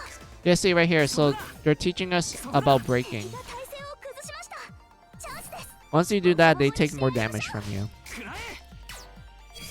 じっくり考えましょう。本領を。お父さんのため私が。お兄、そういう素直なところ好きだよ。 Oh yeah, you can't do anything like that. You can do this and then go up here. And then use this to do that. And then this. Break. And then kill him. このカード、普通より強化されてます。 Oh yeah, sometimes you will get a card like the tutorial says. Sometimes you will get a card that has like a cheat code. This thing of cheat codes is like additional effects essentially. So for this one here, this cheat code will allow you to forge a rush card when you play this particular card. And I would say that's good. We need this for a very good reason. Jose, do you hear about the new Virtua Fighter in development and Virtua Fighter 5 Revo for PC? No, I didn't know that. 描かれ方は毎度変わって神聖なものだったりよこしまなものと扱われたり、実はタイムマシンとか主人公が苗木だったなんてこともあるよ。ほうほう。木だったら何でもありなんですね。長く続いてるシリーズだからね。実はナンバリングの木がすべてつながってるなんて噂もあったな。それは壮大ですね。 I do like this background banter because they talk about like the in-game I guess the in-game lore for this like fictional IP that the company made. So like yeah, Yggdrasil Records, basically it's like a combination of 3 RPG franchises: Final Fantasy, Dragon Quest, and Seiken Densetsu, or the Mana series if you're an English person. And the reason why you're like, wait, why do you mention Seiken Densetsu? Because like I'm not familiar with this. Well, that's because in Seiken Densetsu, or the Mana series, each of the games revolve around a world tree called the Yggdrasil, or the Mana tree. And in a lot of those games, the mana tree is portrayed as, like this guy says, it depends on the entry. Sometimes it's a holy tree. Sometimes the tree is actually evil because it's like a seal for like this ancient evil and whatnot. So you shouldn't fuck around with that tree. There's also times when it turns out that the protagonist was a sapping of it once. That's a reference to, I think it was Dawn of Mana. I think that was the game. Because in that game, it's implied that the protagonist is actually the son of the mana tree. And also there was also like a plot point in Secret Mana, I believe, that also did something similar and whatnot. So like, yeah, there's that. But anyway. And then the whole rumor about each tree being like connected, I think that one's more of a reference to Etrian Odyssey. Because Etrian Odyssey actually revealed in, I think it was Nexus, or I think it was 5, that all the Yggdrasil trees are technically connected to each other. Like, they're all connected. They're all from, like, the same, like, family genus, essentially. And for the most part, it has some, like, wacky, like, sci-fi twist to it as well. But I'm not going to explain it. I'd rather save that when we actually, like, stream Etrian Odyssey. So, like, yeah.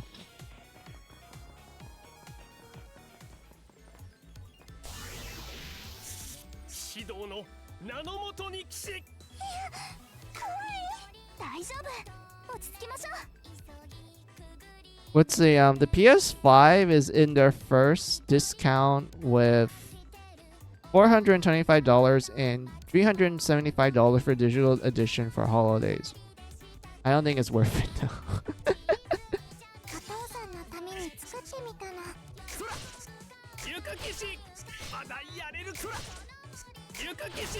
There you go. Easy win. More buff or card? Let's do card. Oh yeah, when you beat an area, you can pick between like 3 things you can do with it. This one is recovery. This one is enhanced, so you give the card a cheat code, and then this one is placement. The best way I would describe this one is that you sacrifice 1 card to act as the leader of the area. And what it does is that it gives you buffs for like another area of the game that's connected to it in the map. How I describe this so it makes sense. Basically, if you put 1 card here to serve as like, I guess your base, then you will get buffs for this area and then this area, if that makes sense. If you place like a card here and whatnot, and you can actually stack it too. Like for example, like let's say you put a card here, here, and here, and also here. That means this center area will give you so many buffs that anything that fights you here, they're just gonna die. They're just gonna die from how extremely buff you are. So yeah, let's go fight the Muse.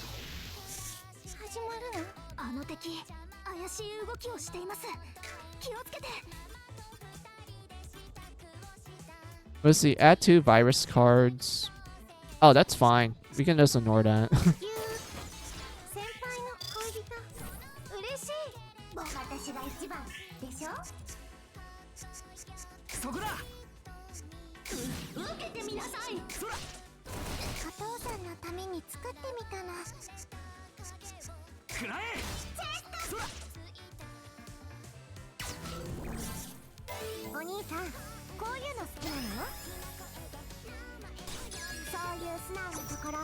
Hell yeah. We interrupt your anime music with our anime music.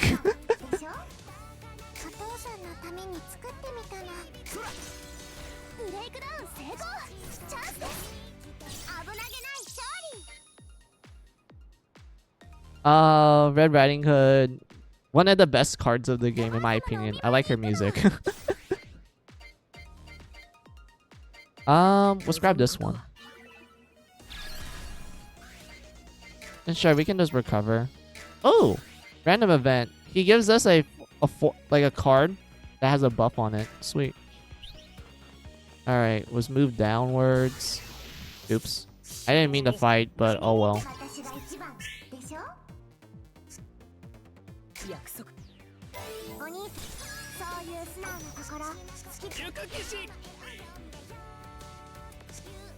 Okay, move down. And then do this.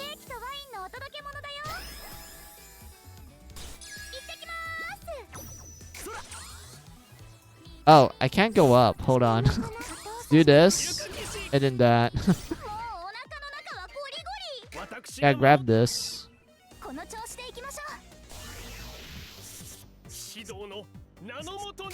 Do this. Summon this. Move down. Do the males have any good themes too? There's only like, if I remember correctly, there's only like 1 male character? Actually, no. There's two. I remember there was two male muses. But they're like Digimon guys. I'm not joking with that statement, Joe. Like, the few guys that we have, there's two of them I remember. And they were just like Pocket Monster character. But I'm gonna be honest with you, their music is absolute bop. It's literally the embodiment of like classic Digimon music, and I love Digimon, man. ケーキとワインのお届け物だよ。行ってきます。そこだ。ブレイクダウン。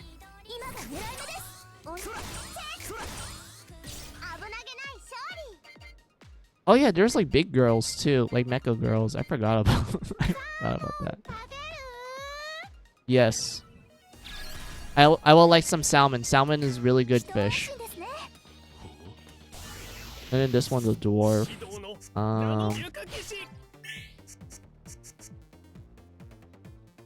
Fresh from Sweden? I'm from Sweden. Yeah, so okay, Joe. So this girl here, she's from a real shooter game called Galgun.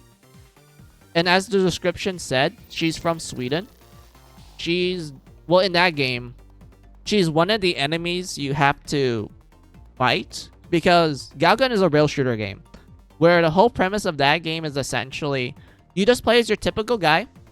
He's just your normal ass dude. He just exists. All of a sudden, he gets shot with Cupid's arrow 16 times. Because, an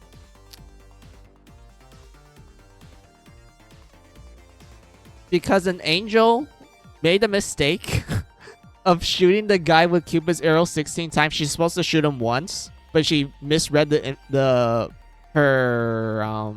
book, and she accidentally shot you 16 times. Oh, if I'm not mixing it, was it the first game of Hollow made? No, Galgun was made by Intel Creates. It was not made by Hollowverse.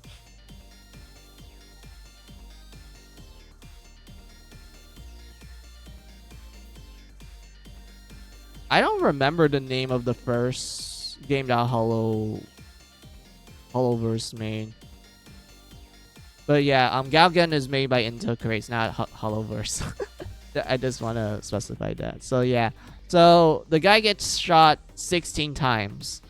This causes all the girls to be into him. And the angel is like, oh shit, I messed up. Okay, so you need to confess your love to someone that legitimately likes you. If you don't, you be maidenless for the rest of your life.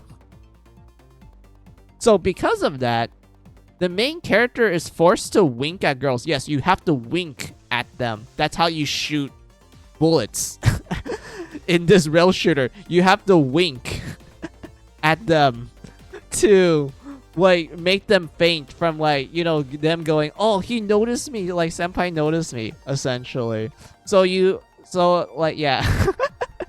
And like the whole premise of the game is that you're given like 4 romantic interests that actually likes you, and you just pick which one you like the most. And then, you know, you go through the character route. You're like, hey, I like you, and then the girl is like, hey, I like you too, and then boom, you beat the curse. You're no longer maidenless. And whatnot. And the angel's like, yippee, happy ending. And then there's like multiple endings as well. If I remember correctly, the later games added like some funnier endings that leads to like some really funny shenanigans and whatnot, Joe. Like I really like the Galgun games. They're really fun. Like, as someone that enjoys rail shooters in the arcades, like Galgun is so fun. Like, it's legitimately fun. Like, I don't care that people are like, but it's like ecchi stuff and whatnot. I'm like, I don't give a shit. Like, it's a fun game from start to finish. I'm laughing my ass off from start to finish. It's great. And whatnot. And if you're wondering, like, okay, that kind of piques my interest. I want to try it out. Like, where should I start? There is 3 Galgun games. There is Galgun Return. That is the remake of the first game that was Japanese exclusive. There was Galgun Double Peace. That's where the Sweden girl is from.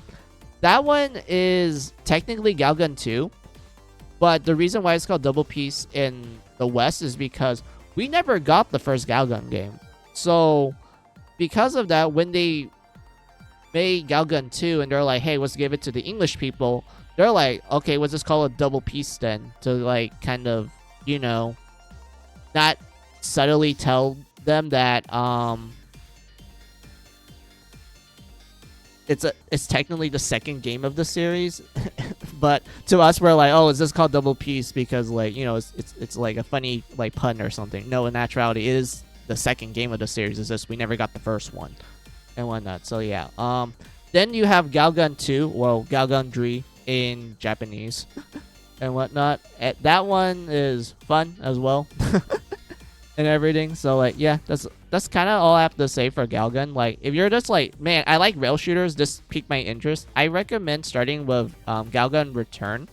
That one's like the first game. It does a good job at setting up the premise. It does a good job at introducing you to the world and general characters. If you're wondering if each game is connected, technically it takes place in the same world, but the stories are separate, but they do make a lot of references to each other. And there's even like one ending in Double Piece that directly leads, that is like a direct continuation from Return. So like, yeah, that's like one thing to point out. But you can technically start with either Galgun Return or Double Piece. You can start with either of them. Like, it just depends on your preference. Me personally, I did start it with Double Piece because at the time that was the only Galgun game that was in English and whatnot. I really enjoyed that game. That game was super fun.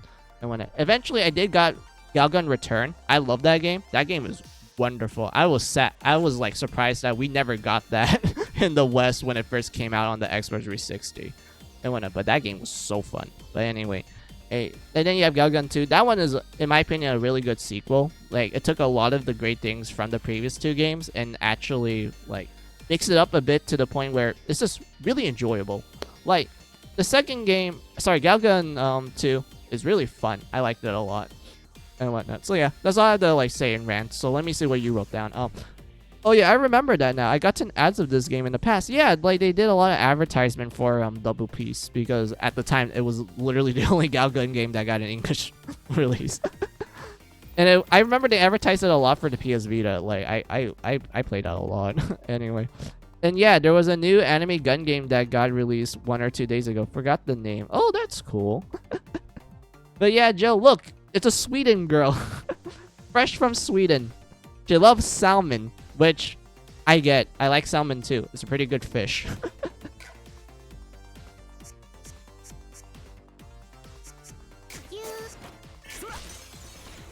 ーキとワインのお届け物だよ。行ってきます。びっくりした。なんだよこの体は。お父さんのために作ってみたの。ゆかきし。続けてやっちゃいましょう。侍。もうお腹の中はゴリゴリ。 Salmon is good. Yep. Yeah, like salmon is really great. Like, you can do so much things with salmon. I would unironically call salmon like the... What would you call salmon? Like the chicken of the sea? I know that's tuna. Tuna is technically the chicken of the sea, but I feel like salmon is also kind of up there too. Like, you can do so many things with salmon, and it will always still taste good. また出た化け物。探索を再開しましょう。お兄さん。お父さんのために作ってみたの。そこだ。ブレイクダウン成功。チャンスです。本領を見せるとき。 Yeah, move down here. そこだ。 Shoot him. お兄さん、そういう素直なところ。 Smack him. 危なげないっしょ。 There you go. All right. Let's grab this. I have to cough. Hold on. Okay. そこだ。ブレイクダウン成功。チャンスです。 Kill him. Use this. お兄さん、そういう素直なところ。 Go down here. Break him. ブレイクダウン。 Shoot him. お父さんのために。 And then wreck him. 嬉しくなんかないんだからな。私の見た。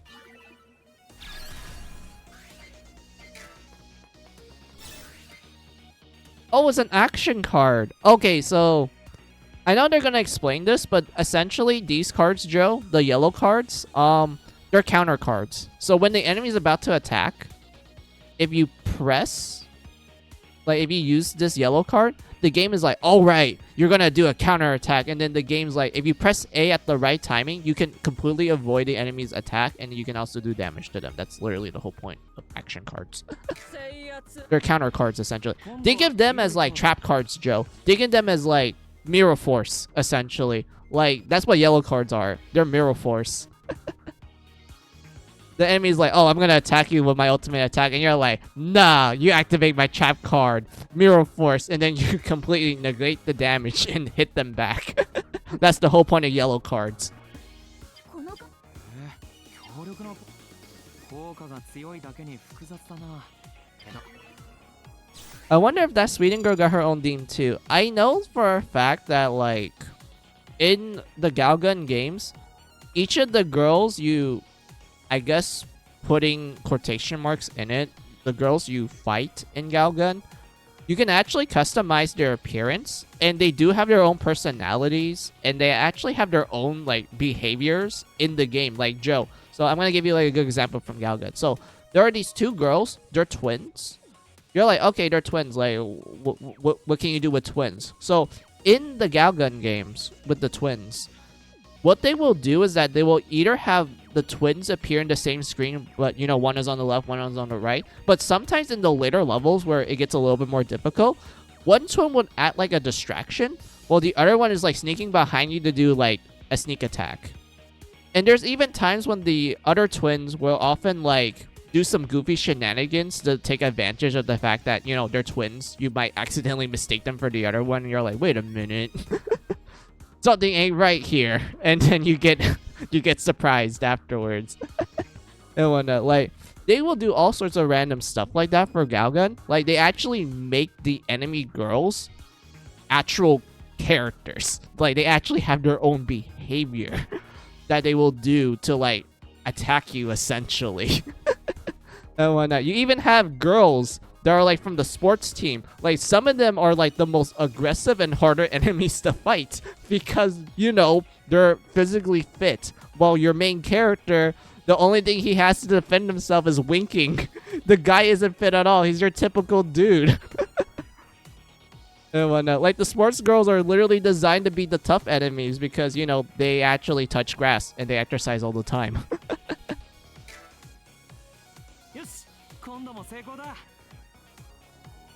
Or maybe you have like the Liberian girls that literally toss books at you to serve as distractions for your eyes while they're like, you know, getting ready to like do a powerful charge at you.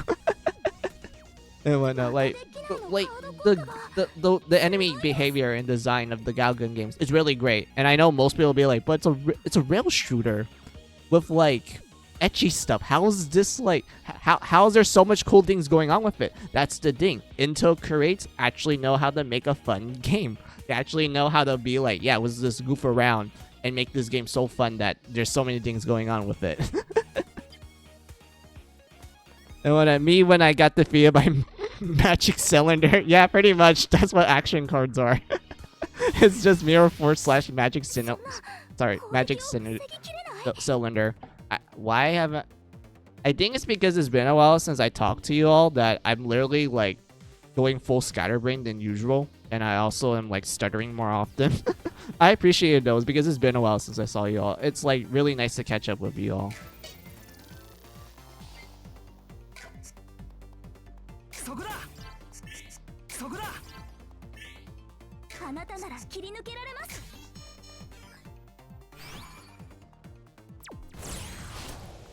There you go. Action.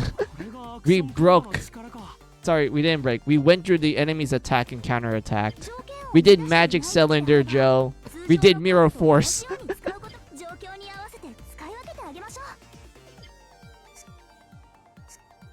And whatnot. But we can only do these rush cards, so oh well. Let's see. Do this. Buff up. Action.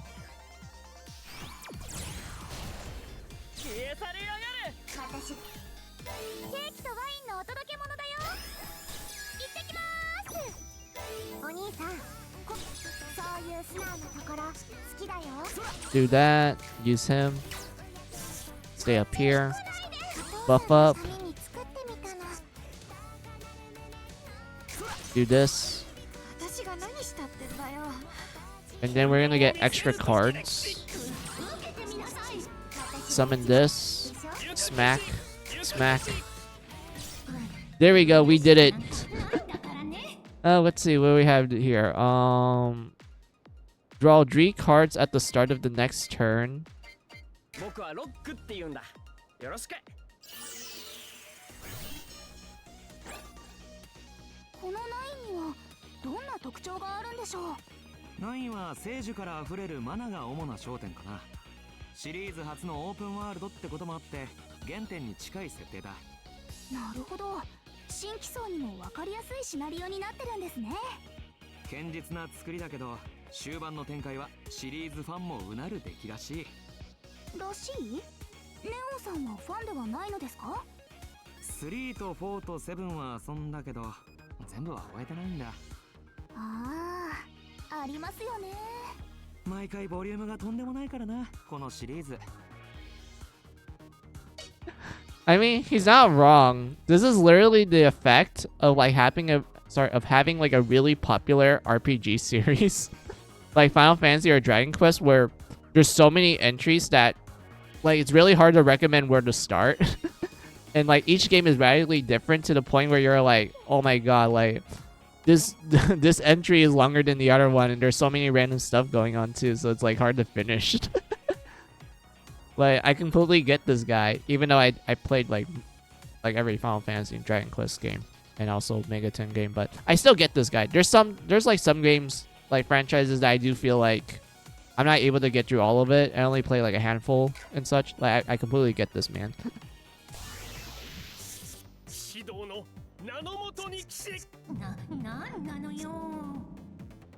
Wait a minute. 約束を果たす。お兄さん、そういう素直なところ好きだよ。 Counter.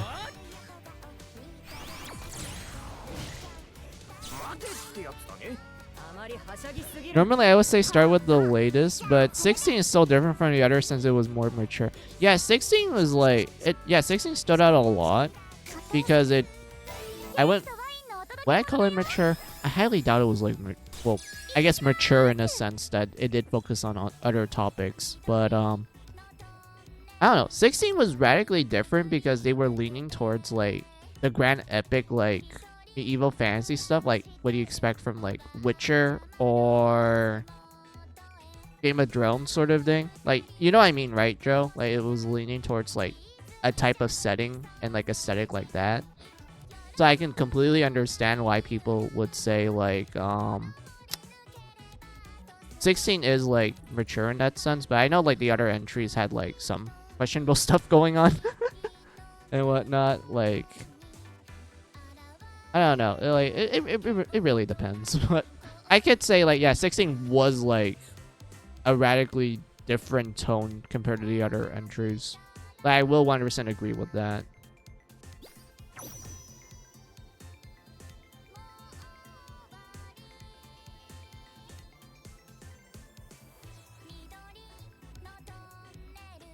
Let's see. I would say save 16 when they get used to the series. Yeah, I would agree with that. Like I 100% agree with that type of like statement when it comes to Final Fantasy 16. I feel like 16 like hits better if you're like you said, if you're more familiar with it, or like you played at least like a good handful of the games. I'm not sure which ones. Maybe like the more story-driven Final Fantasy games, or maybe you want to play the more classic games like from 1 to 6 or something around those lines. Like I don't know, this depends on a person preference, but yes, I do think like when it comes to 16 it's definitely safe for like, I would say once you actually have a couple of games on your belt. I will agree with that.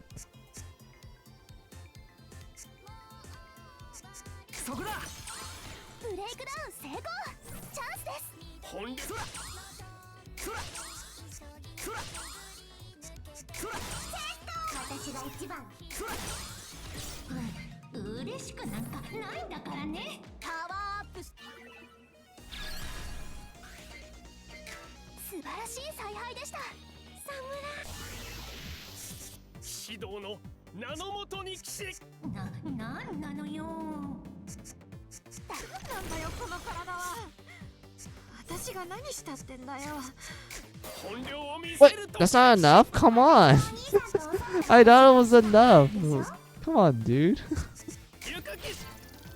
ケーキとワインのお届け物だよ。行ってきます。受けてみなさい。ゆか騎士。お兄そういう Not gonna go into details, but we did get to see bad scenes in 16. Yeah, I do remember like hearing about Fuck, what was the topic I'm thinking of? I remember hearing like there was some parts of the game where they allude to like, oh yeah, there was like literal sexual slavery question mark, or like stuff around those lines. I remember hearing about that, and I was like, oh yeah, that definitely will make someone go like, yeah, it's more mature. And when I understand there's like other ones like, 本領を見せる fuck, と I'm trying to remember what else did they did.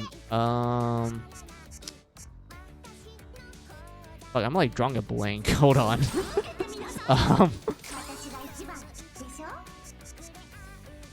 Wait, I can't go up. Wait, I can't go up. Wait, I'm stuck down here. Wait. 本領を約束を果たす。なんだよこの体は。私が何したってんだよ。危なげない勝利。 There's a Hugo literally lost both of his arms. Oh yeah, that's normal. I wouldn't call that mature. I have seen like a lot of RPGs that have like loss of limbs. There's also like I'm trying to remember. I remember there was one Final Fantasy game where that occurred as well. Other than 16, I mean, like other than 16, there was also one where a person lost a couple of their limbs. Yeah, but we didn't get blood when it happens. That is true. I do agree with that. That is true. We don't get blood that often. I feel like the only time you actually see blood in Final Fantasy was like Final Fantasy Type 0. I know 13 had blood. Technically it did. I remember seeing some form of blood in that game. I don't think 12 had blood. 8 had blood for the opening cutscene. 7 definitely had blood. That's for sure. Like 7 definitely had blood. Like original 7. I don't want to talk about remake 7. That one's a different beast. 9, I don't think 9 had blood. They had like gory enemy zombies, but they didn't have blood. So that one's off the table in my opinion. 10, I don't think 10 had blood. I'm like digging through my memory from this. Yeah, I don't think 10 had blood. 11, I don't remember because that was an MMO. I only played like a couple hours of that one. There was 12. Yeah, I already mentioned 12 and 13. 14, I didn't play 14, so I don't know anything for that. 15, I don't recall blood in 15. I know Stranger of Paradise has a lot of blood. And especially the fact that like your finishing moves on the enemy is you crystallizing the blood and then you just smack them down. Like that one had blood, that is for sure. That one had like legit blood. 16 doesn't hold back with the blood low. Yeah, like I remember seeing footage of 16. I was like, yeah, they're not holding back. It's like Stranger of Paradise. They don't hold back with the blood. And whatnot. 1 did not have. Yeah, Final Fantasy 1 did not have blood. 2 had gory enemies, but it wasn't bloody. 3 had gory enemies, not bloody. 4, same case, gory enemies, it wasn't bloody. 5 actually did had a little bit of blood, but it was very minuscule and that no one would notice it. 6, kind of. Just kind of. Not completely. And yeah, the more I'm thinking about it, Joe, I just realized, yeah, there isn't a lot of blood in Final Fantasy. There was like gory enemies, but there wasn't blood. And whatnot. So like, yeah, 16 Stranger of Paradise, they stood out. They stood out immensely. But yeah, we're gonna fight the boss here. アルフだ。 We're almost done with the tutorial, chat. That's right. I spent 2 hours yapping, and we're still in the tutorial. But now we're at the end. I don't care. I like talking to you all. It's been a long ass time. アルフは中立国家の元自警団でマナの扱いにも長けた万能型の戦士だ。ではあちらの女性の方がヒロインのカナリアさんでしょうか？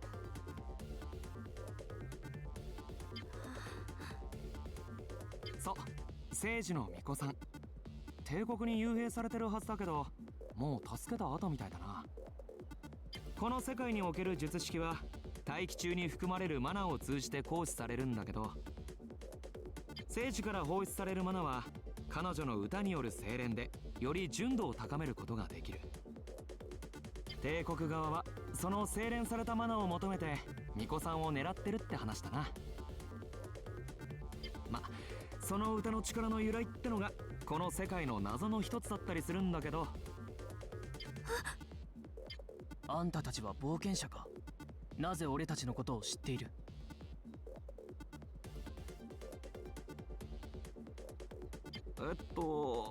そりゃあんたたちはこっちだと有名人だから。有名人？まさか帝国のバウンティーハンターか。嫌なタイミングで仕掛けてくる。機械やマナとも異なる力を感じる。気をつけてアルフ。 Look at that. They think we're the enemy because we know what their game story is. Like, we know the plot of their video game. And they're like, that's kind of sus. You must be part of the empire. 異文明。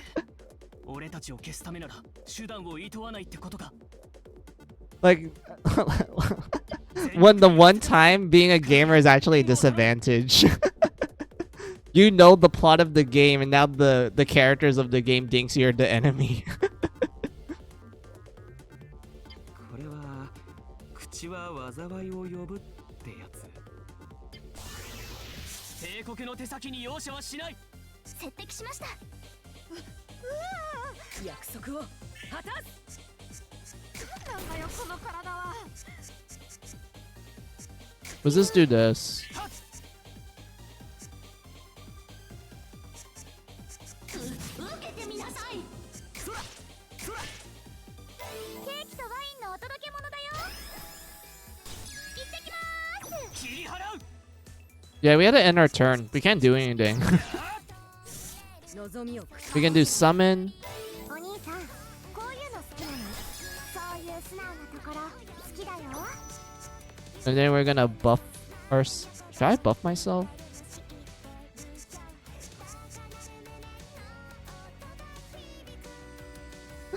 I mean, imagine a random guy telling you he knows what will happen to you in your life as this part of a video game. You're probably gonna have a bit of a mind break, not gonna lie. You're just gonna be like, wait, all this time, I'm just a video game? Like, unironically, you will just have like a bit of a mind break.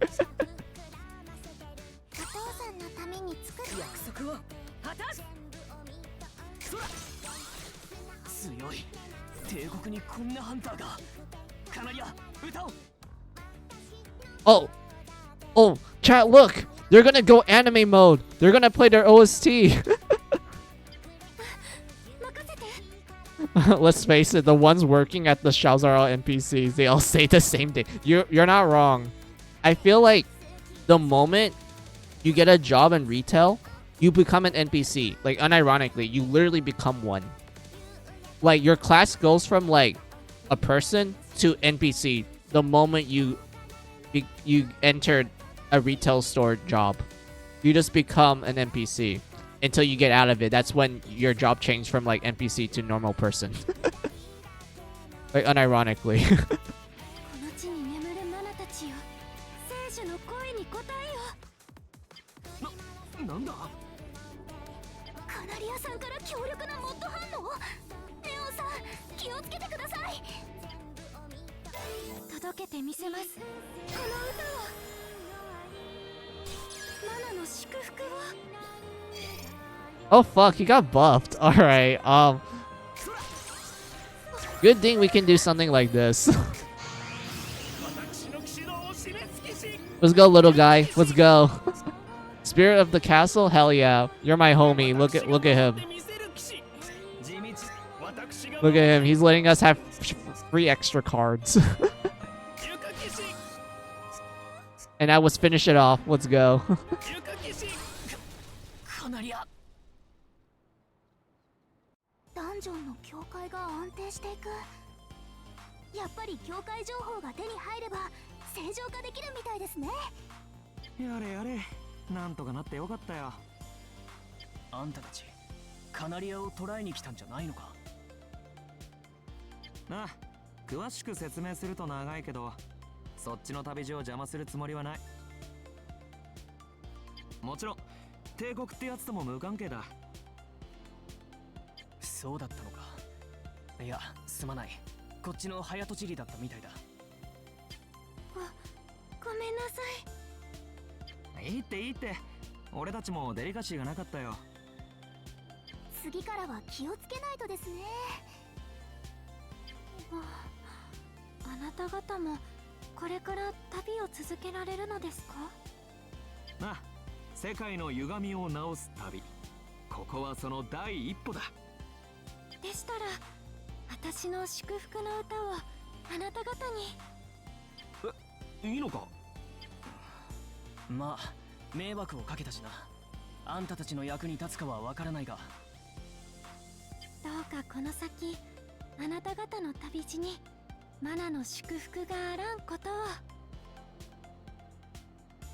ありがとうございます、カナリアさん。危なげない勝利。 There we go. We got ourselves a brand new card. Guardian of the Sacred Tree. Oh, okay. Basically, how this works, like amps, they're essentially buffs. So if you use this card to move, you get these buffs, essentially. 聖樹の国の自警団アルフリーフだ。Alfred Leaf. And then her card is literally designed to synergize with him. 頼みは聖樹の導きと共にあります。 And then this tells you like how the scoring system works. And there's a level up system as well, Joe. Look at that. We gained levels. We leveled up. We're level 2 now. We can spend like coins to get buffs. And whatnot. Also, like, if you want to try to get like a super high score, then the game pretty much encourages you to like try to speedrun it. Like, try to speedrun the dungeon, which, depending on the dungeon and the type of setup you get at the start of the dungeon, you can easily do that, or you could be like me, who is a complete dumbass and could not speedrun the dungeon.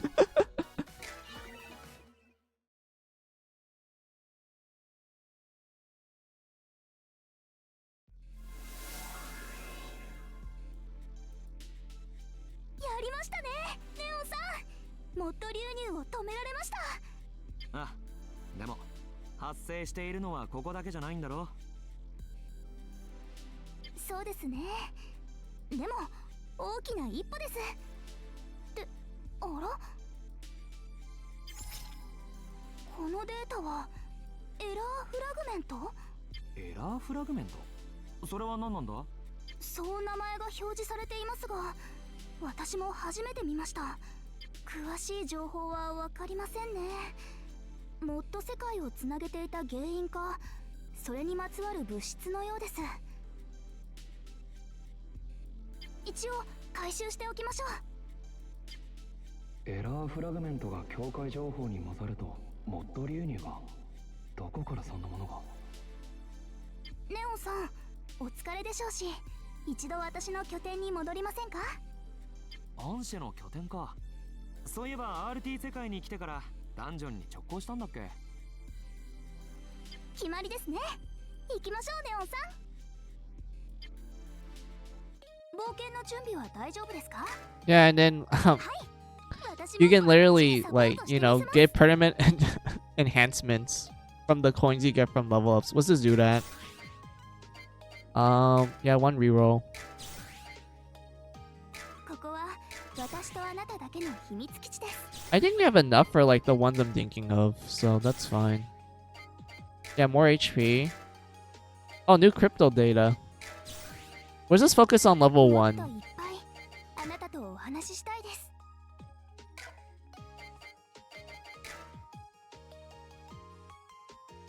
Kizuna Connect. Oh, wait, Joe. This is the one I was talking about, like, one of the few guy muses. Like, this is one of the few, like, the guys that sing. This area here.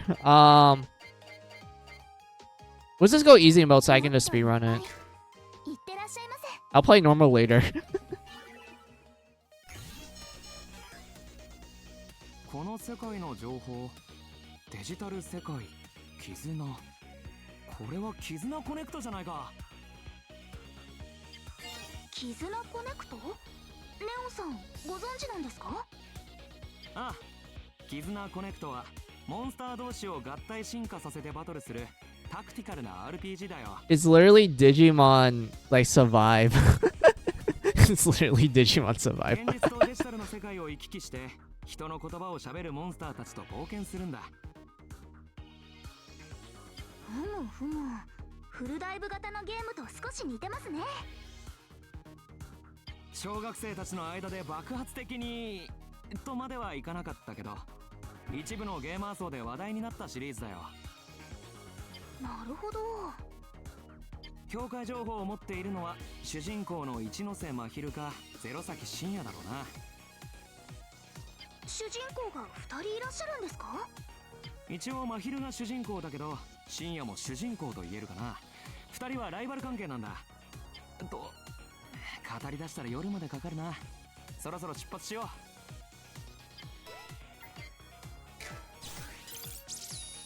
花見はところで、私は拠点にお留守番でいい Okay, のですか？ let me look at the map.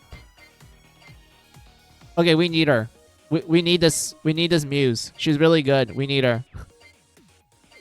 And then this is the boss down here. But there's a treasure here. Was this Pal drew the enemies? Yeah, was this kill the guardian here? Grab the treasure here. Kill the guardian here. Here. Get the treasure. Go to this guardian. So we can, like, get this muse. And then we fight the boss. アンシェは依頼人だ。実当は請負人である俺がやるべきだろ。 If I played so I collect everything. Yeah. Like, if you don't care about, like, score and, like, getting, like, the dream medals, then, like, yeah. It, like, if you get everything, you're gonna be grinding, like, all of the cards you want. Like, legit. And if you're wondering, like, is there a benefit to, like, gathering up all the cards of an area and, like, just grinding it in general? Yes. Because there is a special dungeon in the game that correlates to the cards that you collected throughout the game. And it actually has some of the cool mechanics in the game as well, but I won't spoil it. It is one of the coolest dungeons in the game. But yeah, oh shit. 今の反応は？ダンジョン内の敵からシステム干渉、ハッキングを受けたみたいだ。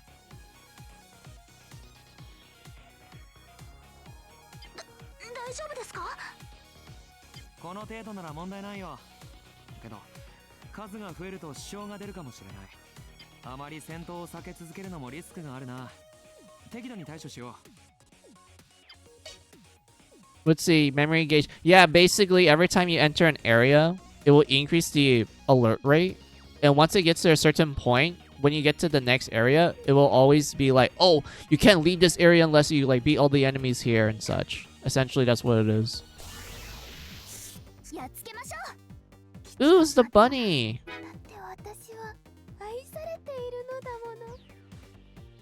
Yeah, I remember you. She's from a game called Umbra Claw. How I describe it, Joe? Basically, it's a Metroidvania. Think of it like Hollow Knight or, like, I don't know what other Metroidvania is, like Metroid and Castlevania. Like, imagine those games. So imagine those games, but you play as a cat. Like a real cat. You're not like a vampire. You're not like someone in, like, power suit. You're not like a little insect guy with, like, a sword. No, you're just a regular ass cat. You're a regular ass cat that died and got sent to purgatory. And you're like, no, I can't die. I need to go back to my owner. So you have to go through a literal. You have to go through like this huge ass map, like Metrovania map, and you just have to find a way to get back to the real world. And what made the game interesting is that every time you die, you use up one of your 9 lives, and every time you use up a life, you get a new ability from it. And whatnot. And of course you're wondering, like, so is the game encouraging you to die all the time? No, because there are multiple endings to this game. And you get the worst ending if you die multiple times. And whatnot. So the game encourages you to try to, like, get the best ending by not dying that often. And if you're wondering, like, what can the regular cat do? You can jump, you can dodge, you're given insane amount of iframes, and you're given a special move that only fills up when you constantly dodge. And once it fills up, you can take away like 1 bar of the enemy. So in other words, it's like an instant kill for normal enemies. It's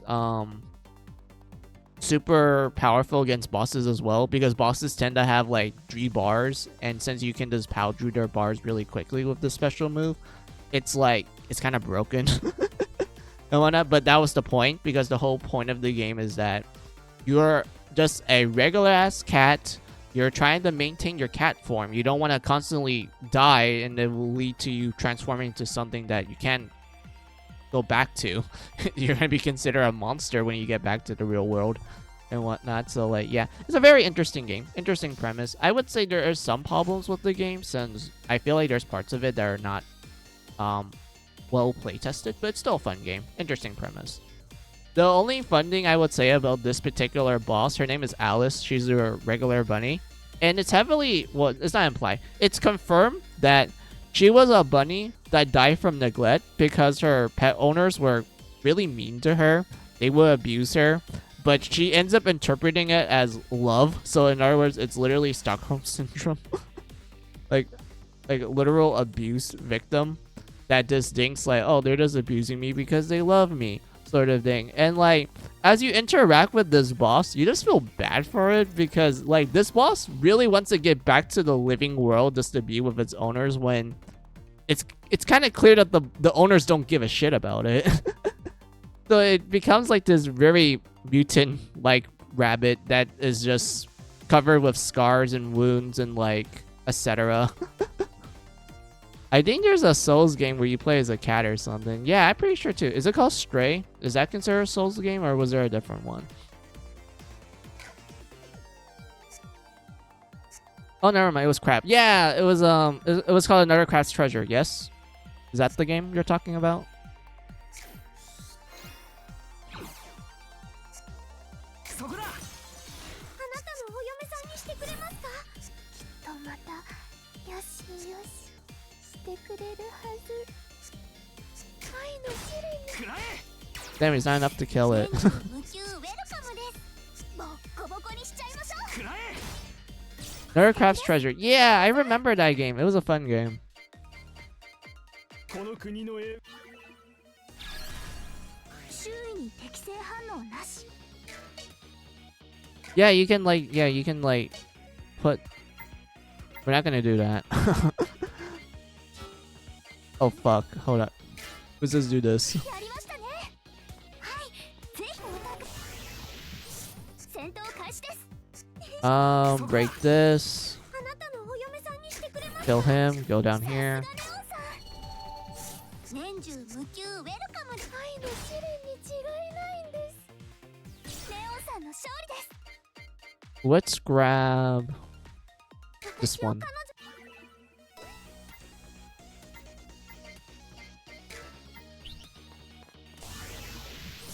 戦闘開始です。きっとまたよしよししてくれるはず。 Move up here. くらえ。 Kill him. すごいです。何が言いたいんですか？皆さんのお Is 役 this に enough? It's not enough. All right, we had to waste a turn. この気持ち抑えられハレンジ。レオンさんの勝利です。 Let's see what we have here. Let's grab this. We're not gonna position it Souls isn't, sorry, Stray isn't Souls-like. Yeah, I was like thinking of Stray because you mentioned like a game where you play as a cat, and I was like, wait a minute, that's not a Souls-like, that's an adventure game. 一安心です。 焙煎の Yeah, that card's good. Let's go down here. 戦闘開始です。思いっきりハマっちゃいますよ。 We just have to kill くらえ this one. 続けてやっちゃいましょう。 Go here. すごいです。 Waste a turn. この気持ち。明かりを最小 Summon him. 愛の And then kill. 違いないんです。素敵です。 We will get. Oh! We need this. We need this. We need this. ルナの力見せてやるです。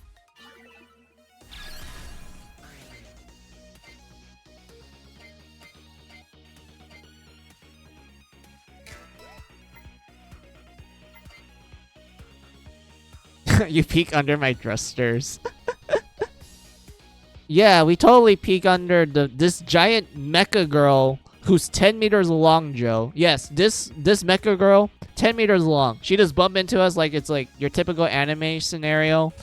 And she's like, oh, do you look under my skirt? I'm like, We'll say no. You gotta take responsibility. Alright. Sure.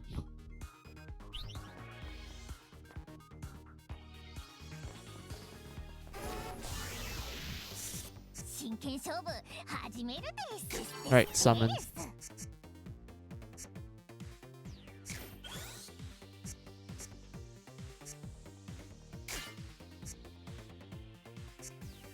皆さんのお役に立ってみせます。ハレッジ天魔覆滅。すごいです。この気持ち抑えられません。愛の試練に違いないんです。やっぱりクロナが最強です。 Alright. 私は Let's summon this. I mean, we could do something like this. Yeah, that works. 何が言いたいんですか？ And then let's just grind the enemies here 指導のナノ to get some cards. 思いっきりハマっちゃいます。 I can just one-shot this one. I can one-shot him. Alright. Same case with this one. 素敵です。 Oh. These ones. I like these cards. Hold on. 精霊を信じろ 一安心ですね。 Yeah, I want to talk about this one with you. I want to talk about this one. Hold on. Okay, so chat.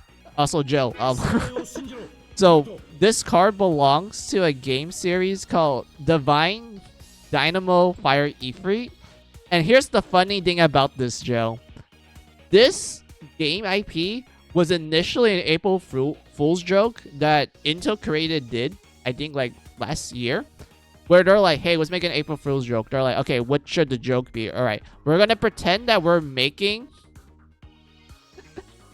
we're gonna pretend that we're making some like 90s retro game that's like the literal embodiment of the 90s. Like everything about the game, from the aesthetic, the music, and the graphics is literally straight from the 90s. Like 16-bit and shit.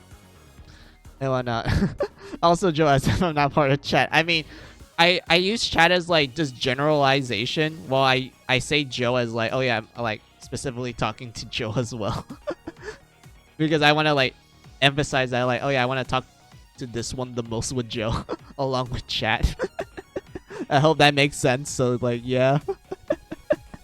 But yeah, so they made this April Fool's joke where it's like this video game that's 16-bit. It was the literal embodiment of 90s anime. There was so many funny things about it. They're like, yeah, it's like the best April Fool's joke in the world. And then after they did that, one developer is like, hey, so when are we going to actually make the game? And the rest were like, what are you talking about? This is an April Fool's joke. And this other guy is like, but I made a 10-page script that's 1,000 words each for this game's story. What do you mean this was an April Fool's joke? And as a result, they actually made it into a real game. And it came out 2 days ago. Well, 3 days ago. It came out 3 days ago, Joe. So they did an April's Fool's joke, but one guy didn't know it was a joke, so he wrote a giant script for it, and now they can't just abandon it, so they made it into a real game. They're like, that's the funny thing about this, Joe. Like, and also chat. Actually, now that I think about it, it's similar to 100% orange juice. Yeah, like, didn't something similar happen to that one too, where it was like initially a joke, but then one guy's like, "Wait, it's a joke? I thought we're actually gonna do it." So I made this like 10-hour script.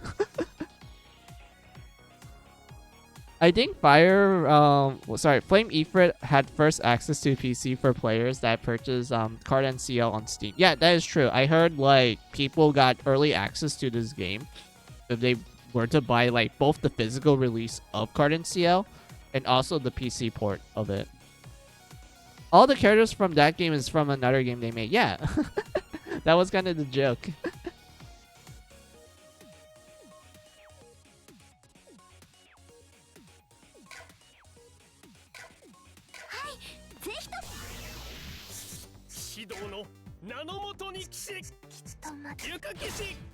Oh yeah, summon him, move, go up, kill.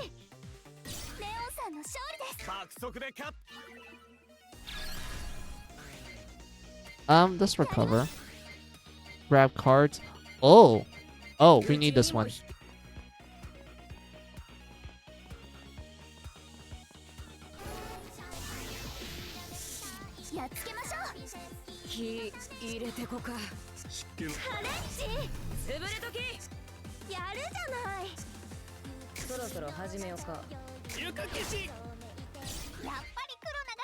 Easy.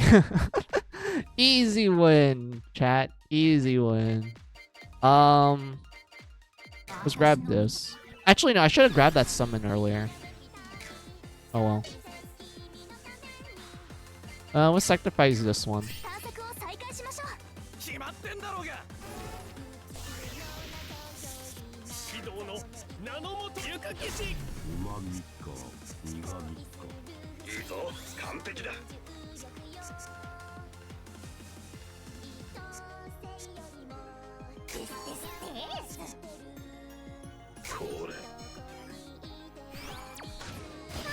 Fuck! I messed it up! I messed up the timing! But at least I killed her.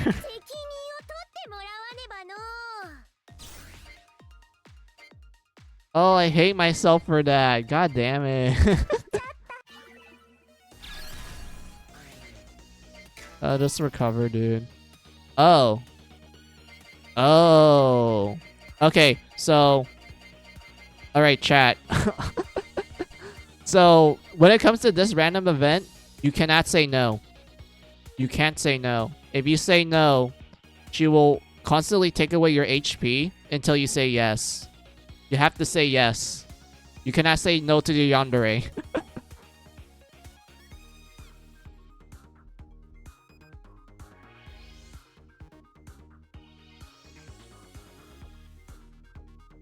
Let's see, another thing this game has in common is how the music changes to the character's theme. In that game is whenever they finish one objective, the online board game. Yeah, I remember like 100% orange juice. Like, I do want to play it with like friends and such. I don't think it'd be a good streaming game for me because I'm not that open when it comes to collabs and such. I view it as like a nice game to play like off stream. You know, just play for fun, essentially. Not something I would do on stream because, I don't know, I just don't really feel like doing that sort of thing. But if it's a case of like, hey, let's have fun like off stream and whatnot with some like good old orange juice, hell yeah, I'm down for that. I do want to get it, but I haven't bought it yet. But I remember seeing a lot of people enjoy it, and they were like, yeah, it's really fun. I haven't played it for years. I wouldn't mind streaming it. I only done collab once, but I do want to make more eventually. Yeah, I kind of get the appeal of collabs, especially if you like manage to get a collab partner where the two of you just have great synergy. Like, you just get along quite well to the point where any form of banter you guys do, whether or not you're going to be assholes towards each other or just nice to each other, it's always going to be fun regardless. You're just going to have like a fun time no matter what. Like, I feel like collabs like that is really great. I love those type of collabs when, you know, both people have great synergy to the point where they're just gonna have fun regardless, even if they're gonna act like assholes or like nice to each other. Like, it's gonna be great for them. Like, you can tell that they're gonna have great fun. And when my bestie knows if I want to do some collabs with him once he finished moving and get the stream set up. Oh, that's wonderful. Well, I hope your friend like finish up moving, because I understand the pain of moving, like especially from like like, you know, having to pack the boxes and like having to drive to the new place, and then you had to unpack everything and like had to set everything up to make it look nice and such. Like, I completely get it. I have moved a couple of times in my life, and every time I have to move, I'm always left with the feeling of like, oh my god, I need to make sure this looks nice or else it's gonna bother me so hard. And also moving boxes sometimes is like a pain, because sometimes I accidentally make it like a box too heavy, and I'm like, god, my back's gonna break afterwards. But yeah, I completely get it. But yeah, we can't say no to the yandere chat. We need to say yes. We can't say no unless we want to die.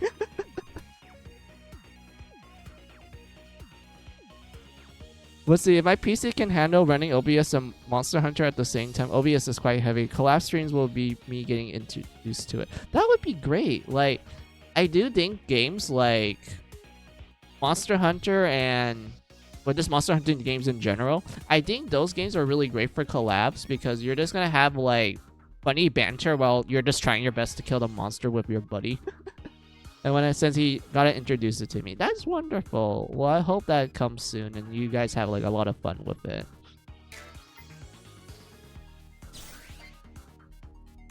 Oh, okay. So let's see.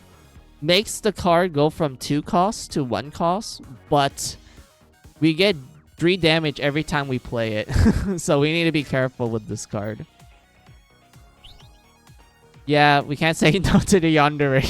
we have to accept her love.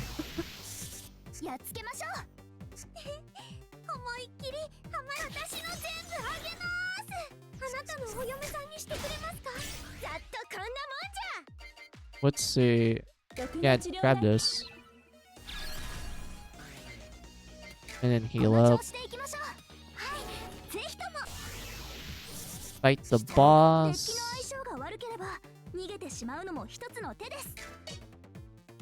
Oh yeah, this teaches you how to flee. But we ain't running away. We ain't chickens, chat. We're gonna fight this guy to the death.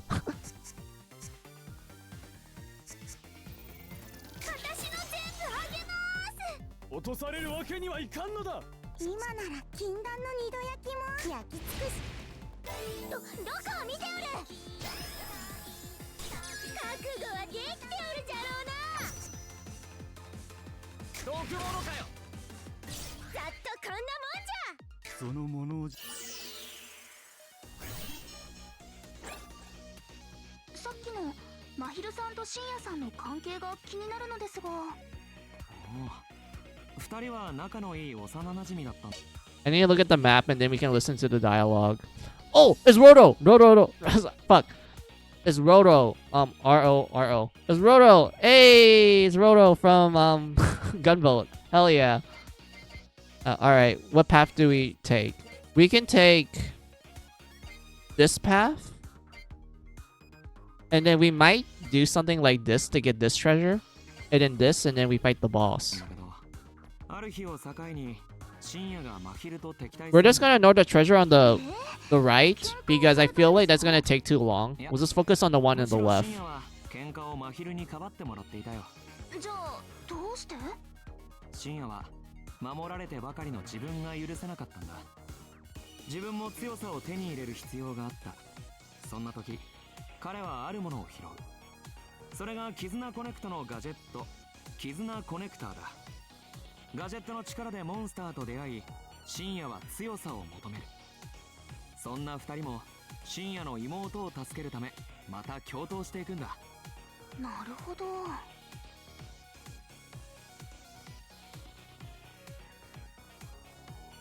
Alright, we're done hearing their conversation about the game setting. It's it's literally just it's literally Digimon. It's literally just Digimon, man.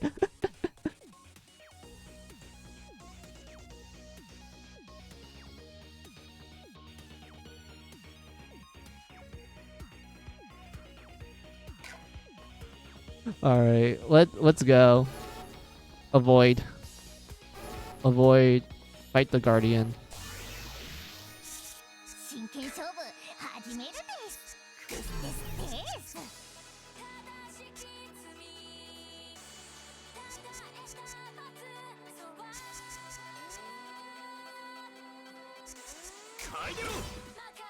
どこを見ておる覚悟はできておるじゃろ Move up here. Stay here. この気持ち抑えられません Banish this card. 恐怖しろ床消しざっとこんなもんじゃクロナの力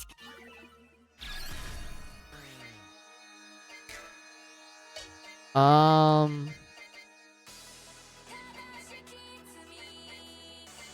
sacrifice this one 一安心ですね and fight the muse. Let's go. 真剣勝負始めるです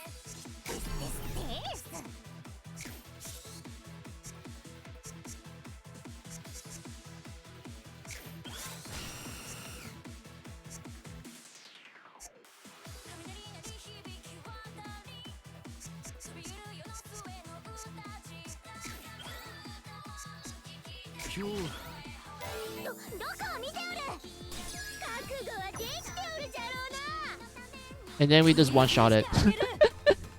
Man, this is fun. I love this game. 僕の歌が君を守る Like once you like build your deck, like the way that the game is like, I guess given you as, I mean, you can still have a lot of like leeway to do whatever deck you want, but the ones that they would kind of lean you towards sometimes, it's fun to play with it. And it gets more and more intense as you get to the later levels. I love it. Yeah, 人間様のた that one's fine. Heal 安 up. 心ですねすごいですやっつけましょう This one, また we can't one-shot, unfortunately. So we just have to play the card. Move up. Sacrifice one card. 役に立ってみせます Sacrifice another one. サポートが必要だろ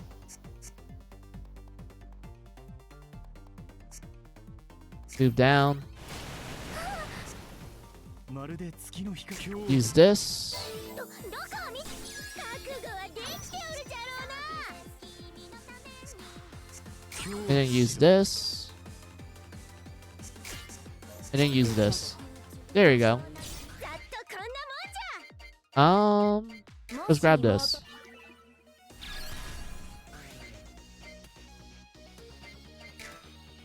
Sure, we can just do this. やりましたね何が言いたいんですかあなた接敵しました Oh! Hell yeah, I like this card type. Hold on. 今は耐えるのだ We're gonna move down. Go forward. モードチェンジ完了行くよオーバードライブ And then draw 3 cards. I summon Pot of Greed. Oh, I mean, I play Pot of Greed. You don't summon Pot of Greed, you play it. サポートが必要だろう受けてみなさい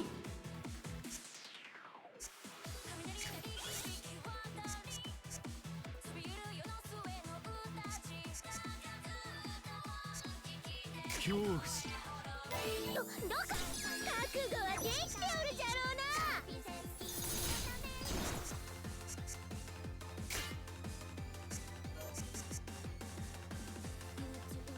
リチャードどうしたらいい届けてみせますこのマナの祝福を Let's see. We can just sit here.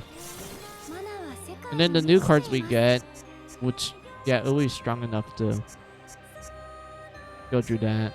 Yeah, do this. 落とされるわけにはい And かんの then だ do this. ざっとこんなもんじゃ Yeah, grab this. And then... Oh, yeah. Yeah. Definitely. I want you to enhance, maybe this. Do this one. やりました。指導の名のもとに帰しとまたよしよし。 Yeah, use this. Go down here. Ow. ゆかきし素敵です。レオン Grab this. さん、この調子でいき。誰もまずいものなんて食いたくない We could use the shark to one shot, but oh well. どこを見覚悟はできて Alright, move down here. Sacrifice this. Use this. There we go, we won. こんなもんじゃ。 We're gonna grab this.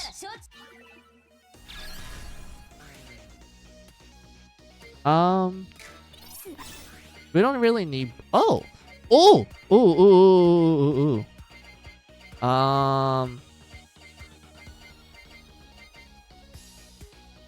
Let's grab this. 素晴らしい采配でした。いいぞ完璧だ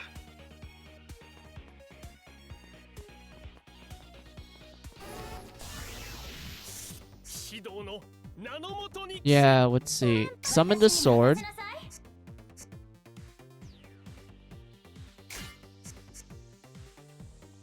皆さんのお役に立ってみせます。 Oh, I had to jump up here. 必要だろう Will this work? Nope, I fucked up. Oh well. お膳立ては済んでいるのか Yeah, just move up a little. Let's do this. Draw 2 cards. Move down. もうだ行くよ。やってくれたな。こんな時こそ僕の出番だ。 Let's do something like メイ this. ドのたしなみです。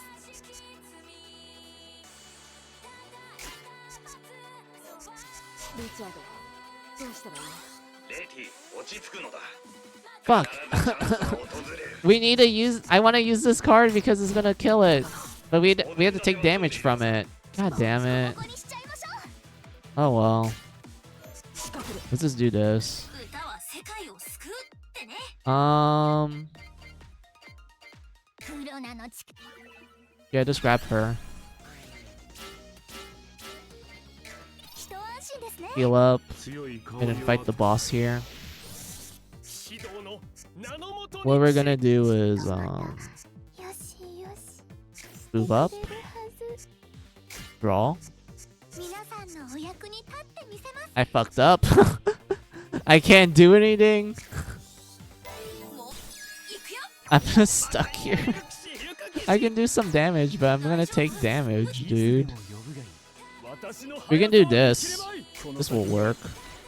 どこ覚悟はできておるじゃろうな。 And then we could. 洗練はメイドのたしなみ。 Yeah, we could do that. That one works.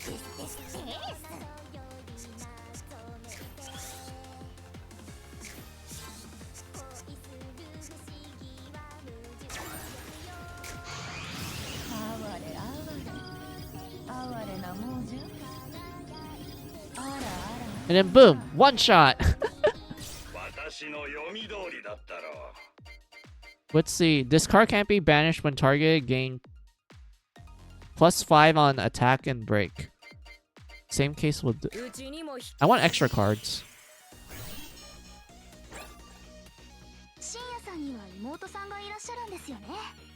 ああ妹の名前は咲夜彼女はネットの世界でバーチャルアイドル活動をしてるんだアイドルですか。すごいですね。ああどうも自分を可愛いと自覚してるらしく積極的に真昼に絡んでくるんだなるほど。私も頑張らないとですね。アンシェも何を Alright. Oh. Oh. Oh. Okay, this girl's good. This is the yeah, Joe and also chat. This is the boss this is the muse. This is the boss I'm talking about that actually sings, and it's a guy. Let's see. We need to let's take this path, and then go here to grab the muse. And then this is a elite boss. These are tough enemies. If you manage to beat them, you get rare cards, like super rare cards. So let's try our best.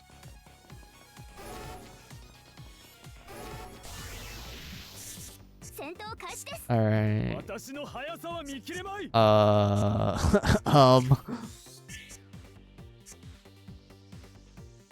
Are they really forcing me to stay? Okay, fine.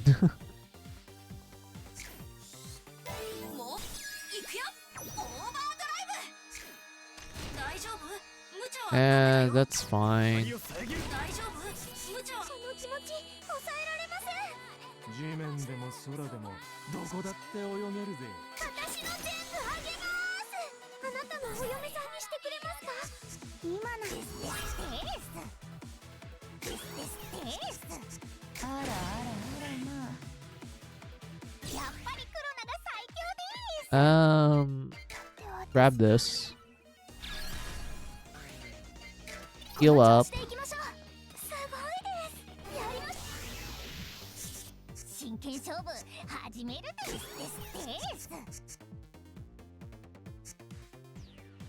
Draw 2 cards.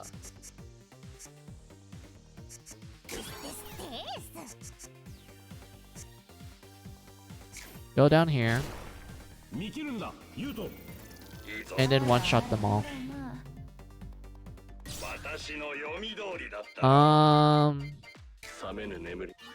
Let's try this one. Oh, we could enhance our shoot, or I feel like shoot is important, so let's just grab that.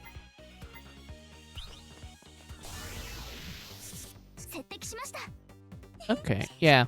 This is much better.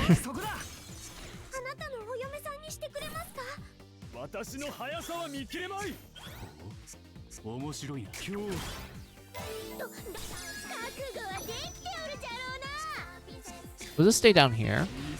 And then blast him. And then finish him off.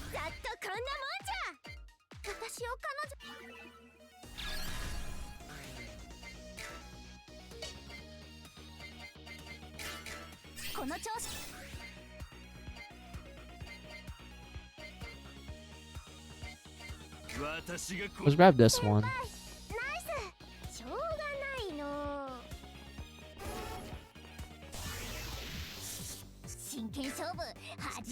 Alright, summon. Move down. Break. And then we just kill. Yeah, use this. Or down.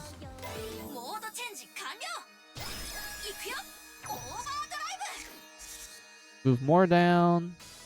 Summon. And then kill.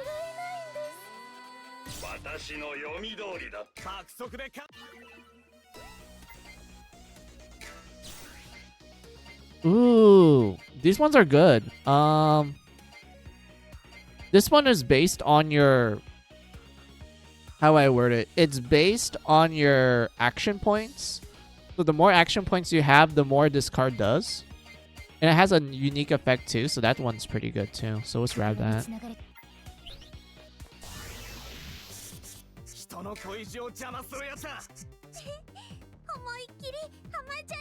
Yeah, move up. Move up. Move more up.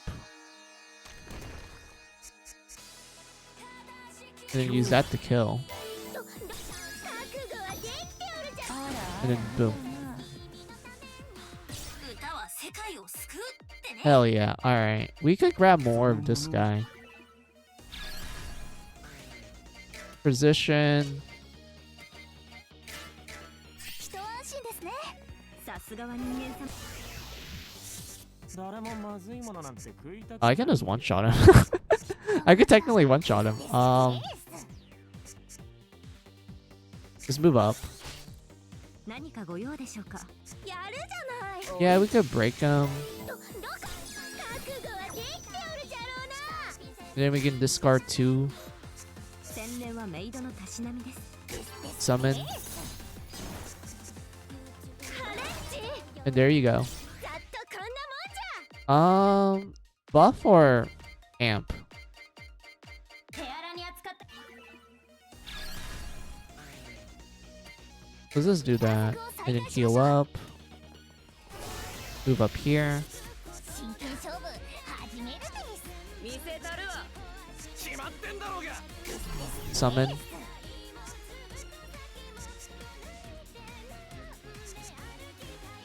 Move up. そろそろ始めようか。 Summon more cards.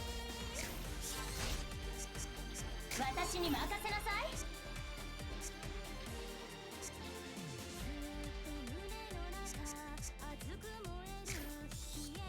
モードチェンジ完了。行くよ。 Yeah, move up. サポートが必要だろう There we go. どうしたらいい？私の読み通りだったろう精霊を信じ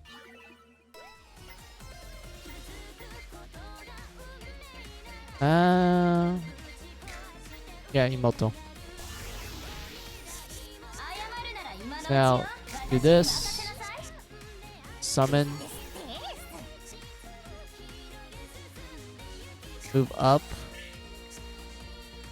Kill him.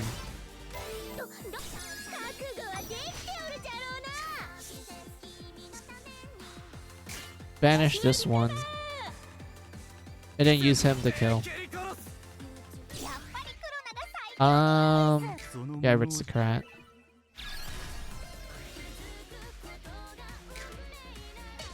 And then we just place him here. 高。やりましたね。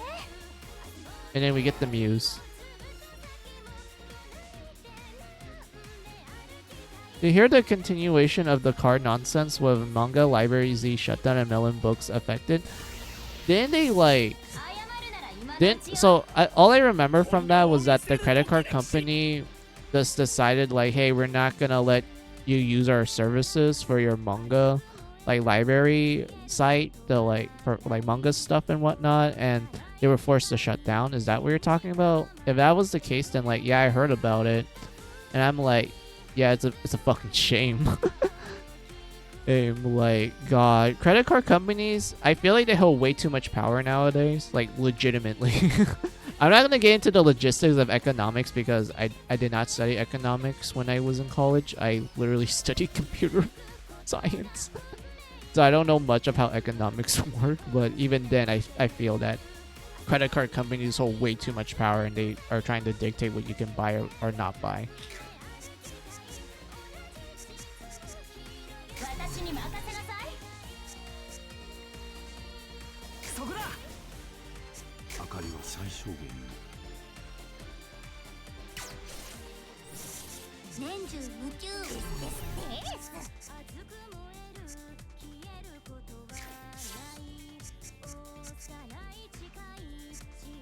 この先には行かせん覚悟はできておるじゃろうな。サポートが必要だろう角ありかな。私に任せなさい。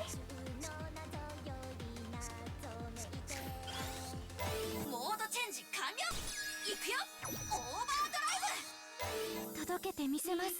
マナの祝福を。 I'm literally just stacking up buffs. This is hilarious. I love this. And then we can just overkill them.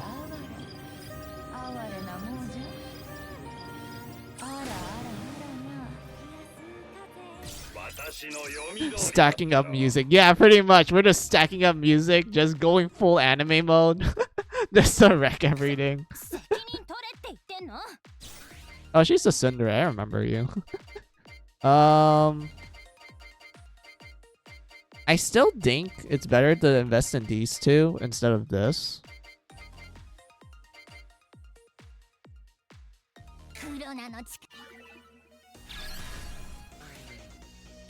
Just use it to heal. Alright, so chat, we're gonna try to fight the strong enemy. Is this guy here? If I fail, oh well. 人の恋路を邪魔するやつだ。気入れてこか。ユウト、諦めるな。そこだ。見切るんだ、ユウト。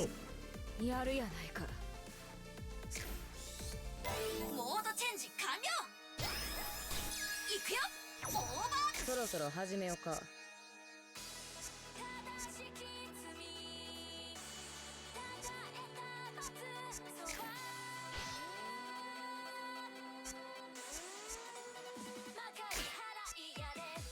フレイムセイバー。お別れの時間だ。受けてみなさい。やられたへ。 Fuck, I'm stuck. I can't do anything. I need to take the hit. 何してくれてんだよ。この気持ち抑えられます。 If you fail, you suck. Yeah, literally. That's literally what's gonna happen. Hold on. I can do this. Hold on. I know this game very well that I can take advantage of this mechanics. Hold on. さっさと起きなさいよ。ちょっと寝ぼけないでよ。 Of course, this fucking Cinder. Just hilarious. Oh yeah, we had to move down. Yeah, move down. どうってことないわね。やったね。イエイ。 Okay, how do we do this? Anything hard about this? Hold on. Move up. And then we move down. No.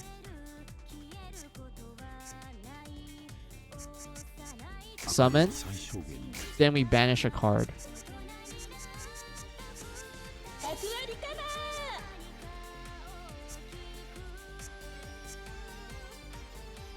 And then we do another summon.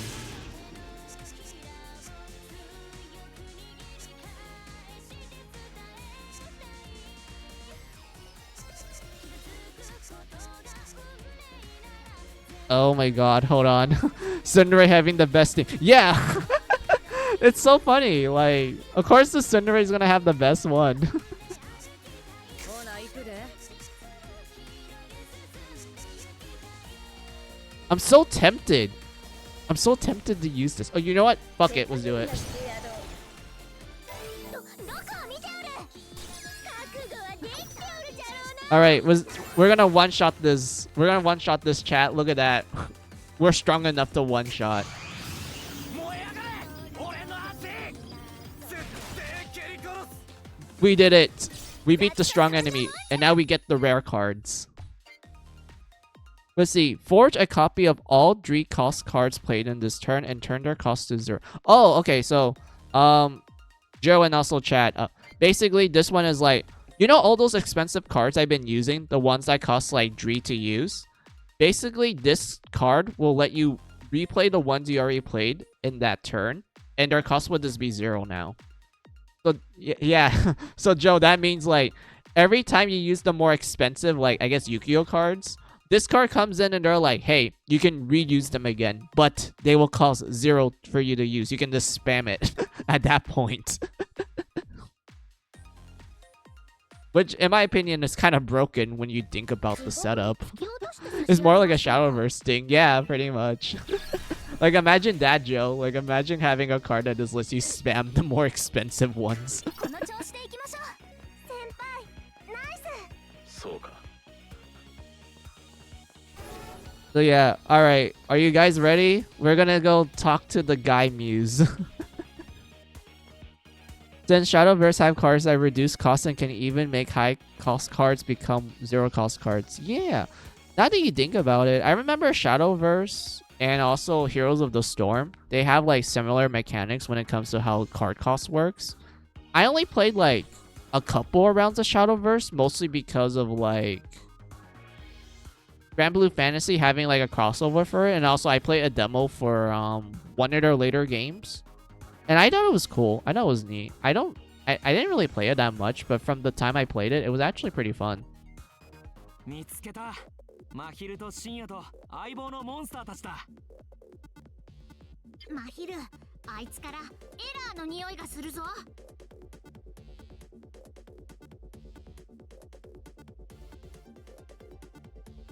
Yeah, Shadowverse isn't free to play friendly, sadly, so it's hard to keep up. Yeah, I heard a lot of people tend to like get into, I guess, whaling. Like, I guess the card game equivalents of whaling for like certain card games. I heard Shadowverse was like one of them.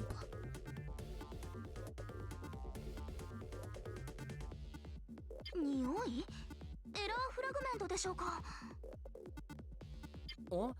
あんたエラーデータを持ってるのか？だったらバトルだ。俺たちとつながってエラーを解消しようぜ。つながって解消？あ、いや、俺は境界情報を渡してもらえれば。先手必勝だ。モンジロ、攻撃しろ。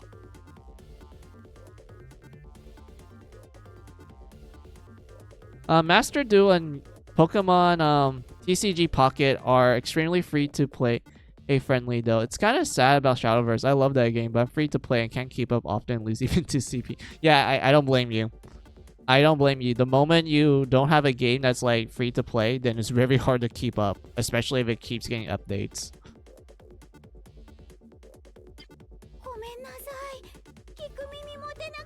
Oh, Monjuro. This one's cute. I like this Pocket Monster. Sorry, I like this Digimon the most compared to the other one. This one's so adorable. Look at him. He's so shy. He's a samurai, but he's like a very shy one. Look at him. It's adorable. バトルでだって負けないぜ。コネクル、みんなをつなぐぞ。みんなでつながろうぜ。真剣勝負始めるぜ。強力な反応。ここはアルフさんの。さ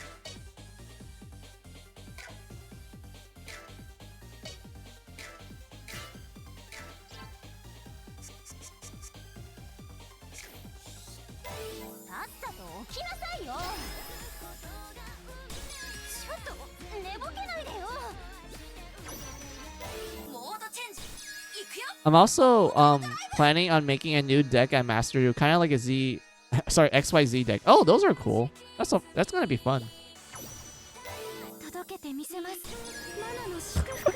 We got 3 muses at once, all because of that wild card that the game told me to use. All right, game.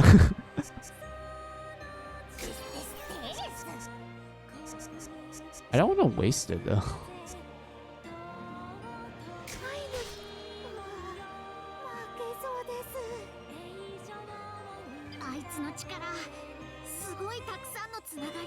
Yes, the power of friendship, the power of bonds. 俺たちのつながりも見せてやろうぜ。深夜。お前が合わせろ、真昼。絆コネクター、心ドライブ。Here you go. Here's the theme song from a guy character. It's literally like Digimon-like music, and I adore it. I love Digimon, dude. One of my favorite like franchises, other than like what other monster raising sim that I like other than Digimon? Monster Ranchers, yeah.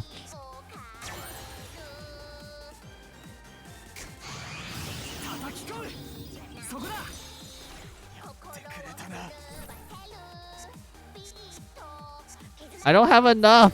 I'm stuck. Come on, game.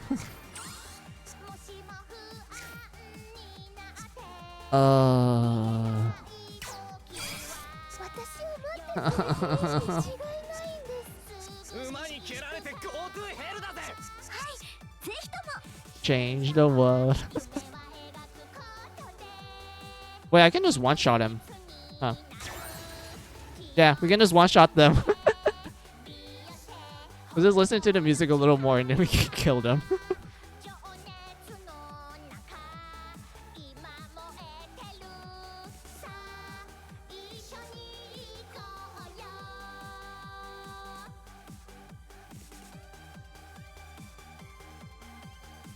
Alright.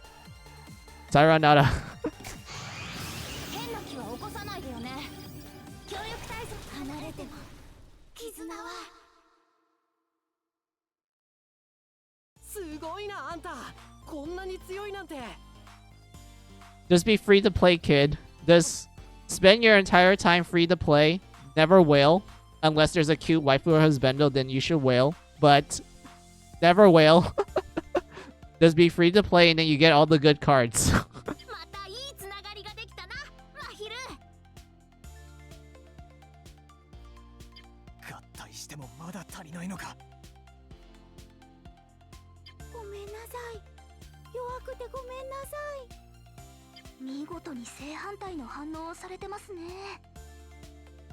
境界情報は手に入ったし、ここも無事に解決だな。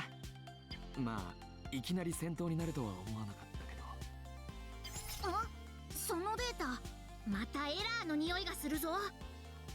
お、まだエラーの解消が必要なのか。じゃあもう一度バトルしようぜ。リベンジか。今度こそ勝つ。諦めが悪くてごめんなさい。Oh, it's so cute. Oh my god. いや、もう大丈夫だからバトルは必要ないって。その通りです。私とネオンさんがつながれば万事解決なんですから。うん？アンシェ？ Girl's too thirsty, dude. She's like, I want to connect with Nero. I'm like, Neon. Connect. Yeah. Yeah, girl's too thirsty. She really needs water, like legit. Oh, did music take a break? Yeah, I've been streaming for 3 hours straight. I didn't take a break yet. I'll do it after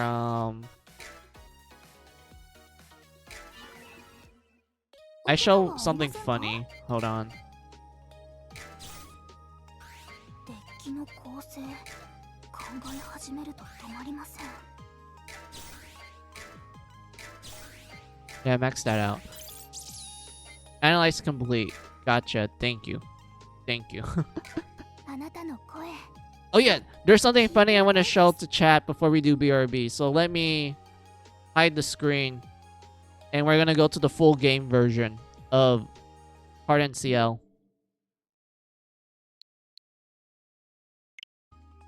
もっとい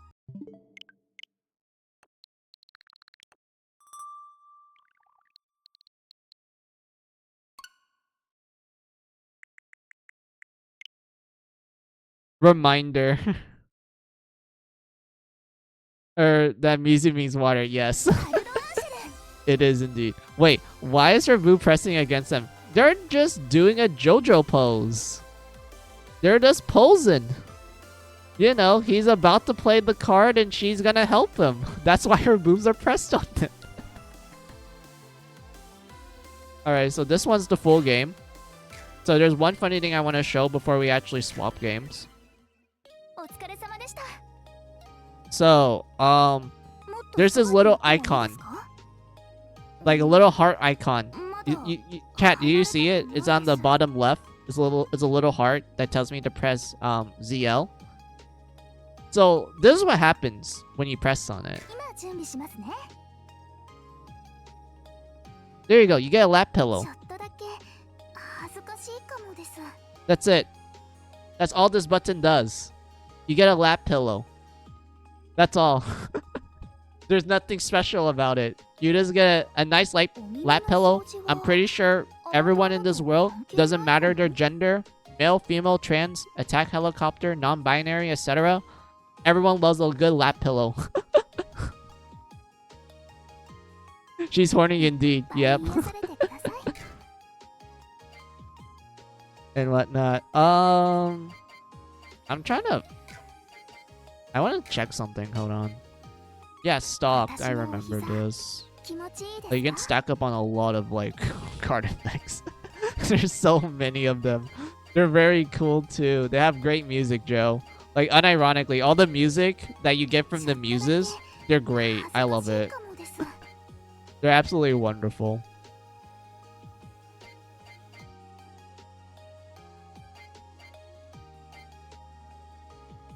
はいどうぞ。今日もお疲れ様でした。 But yeah, I'm gonna do a BRB break because we've been playing for like 3 hours straight, non-stop, no rest. So we're gonna do a BRB break. Oh yeah, I already showed this to Chad, Joe, but I haven't shown you this. So this screenshot here is from one of the muses later on in the game. Um, she's a nun, as you can tell. She has a gun because, of course, and whatnot. I remember listening to her music. It was actually solid, but I haven't reached to that point in the game to like show off her music and such. So yeah, you're just gonna be stuck with this nice screenshot of a nun just being a nun. This is just your normal nun, Joe. This is what every nun is like. Like if you talk to a nun, they will always do this. This is confirmed fact. I'm not lying. Of course, I'm joking around, but still. Yep, your regular ass nun. This is just your normal nun. Wheezing. Yep. Yeah, I will take a break now.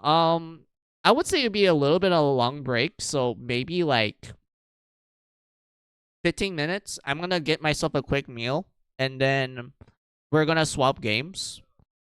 What game we're gonna swap to? I don't know. I'll find something funny on my Switch.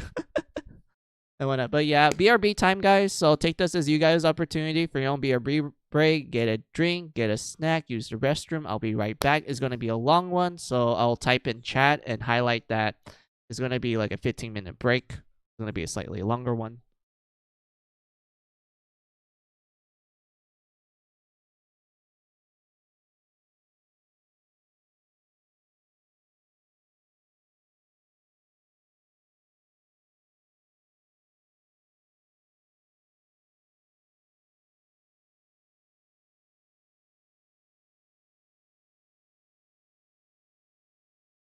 So yeah, BRB.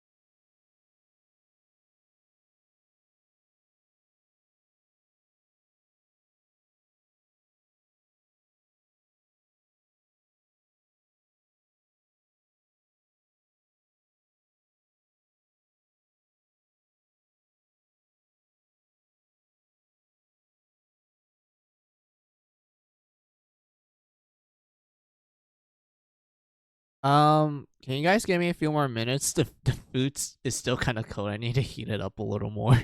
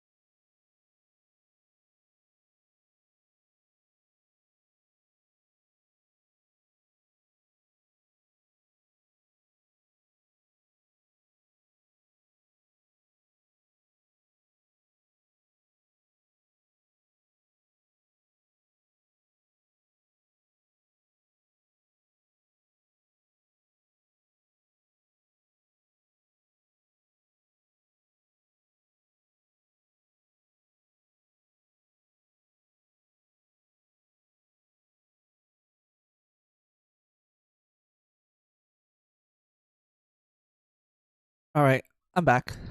I got myself some fried rice that my mom made. I really like my mom's cooking. It's really delicious. I like home food made. Sorry, home food, home food in general. I never get tired of it. So yeah. Um, let's see. What game should we play? I would say I have lying around.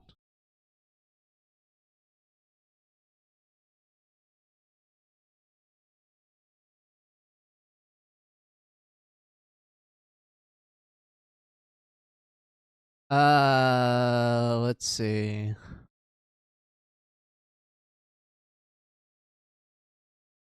You know what?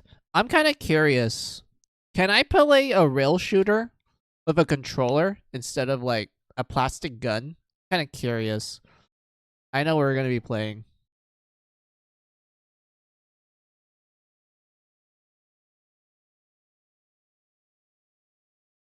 Oh yeah, I need to take away the pin. Hold on.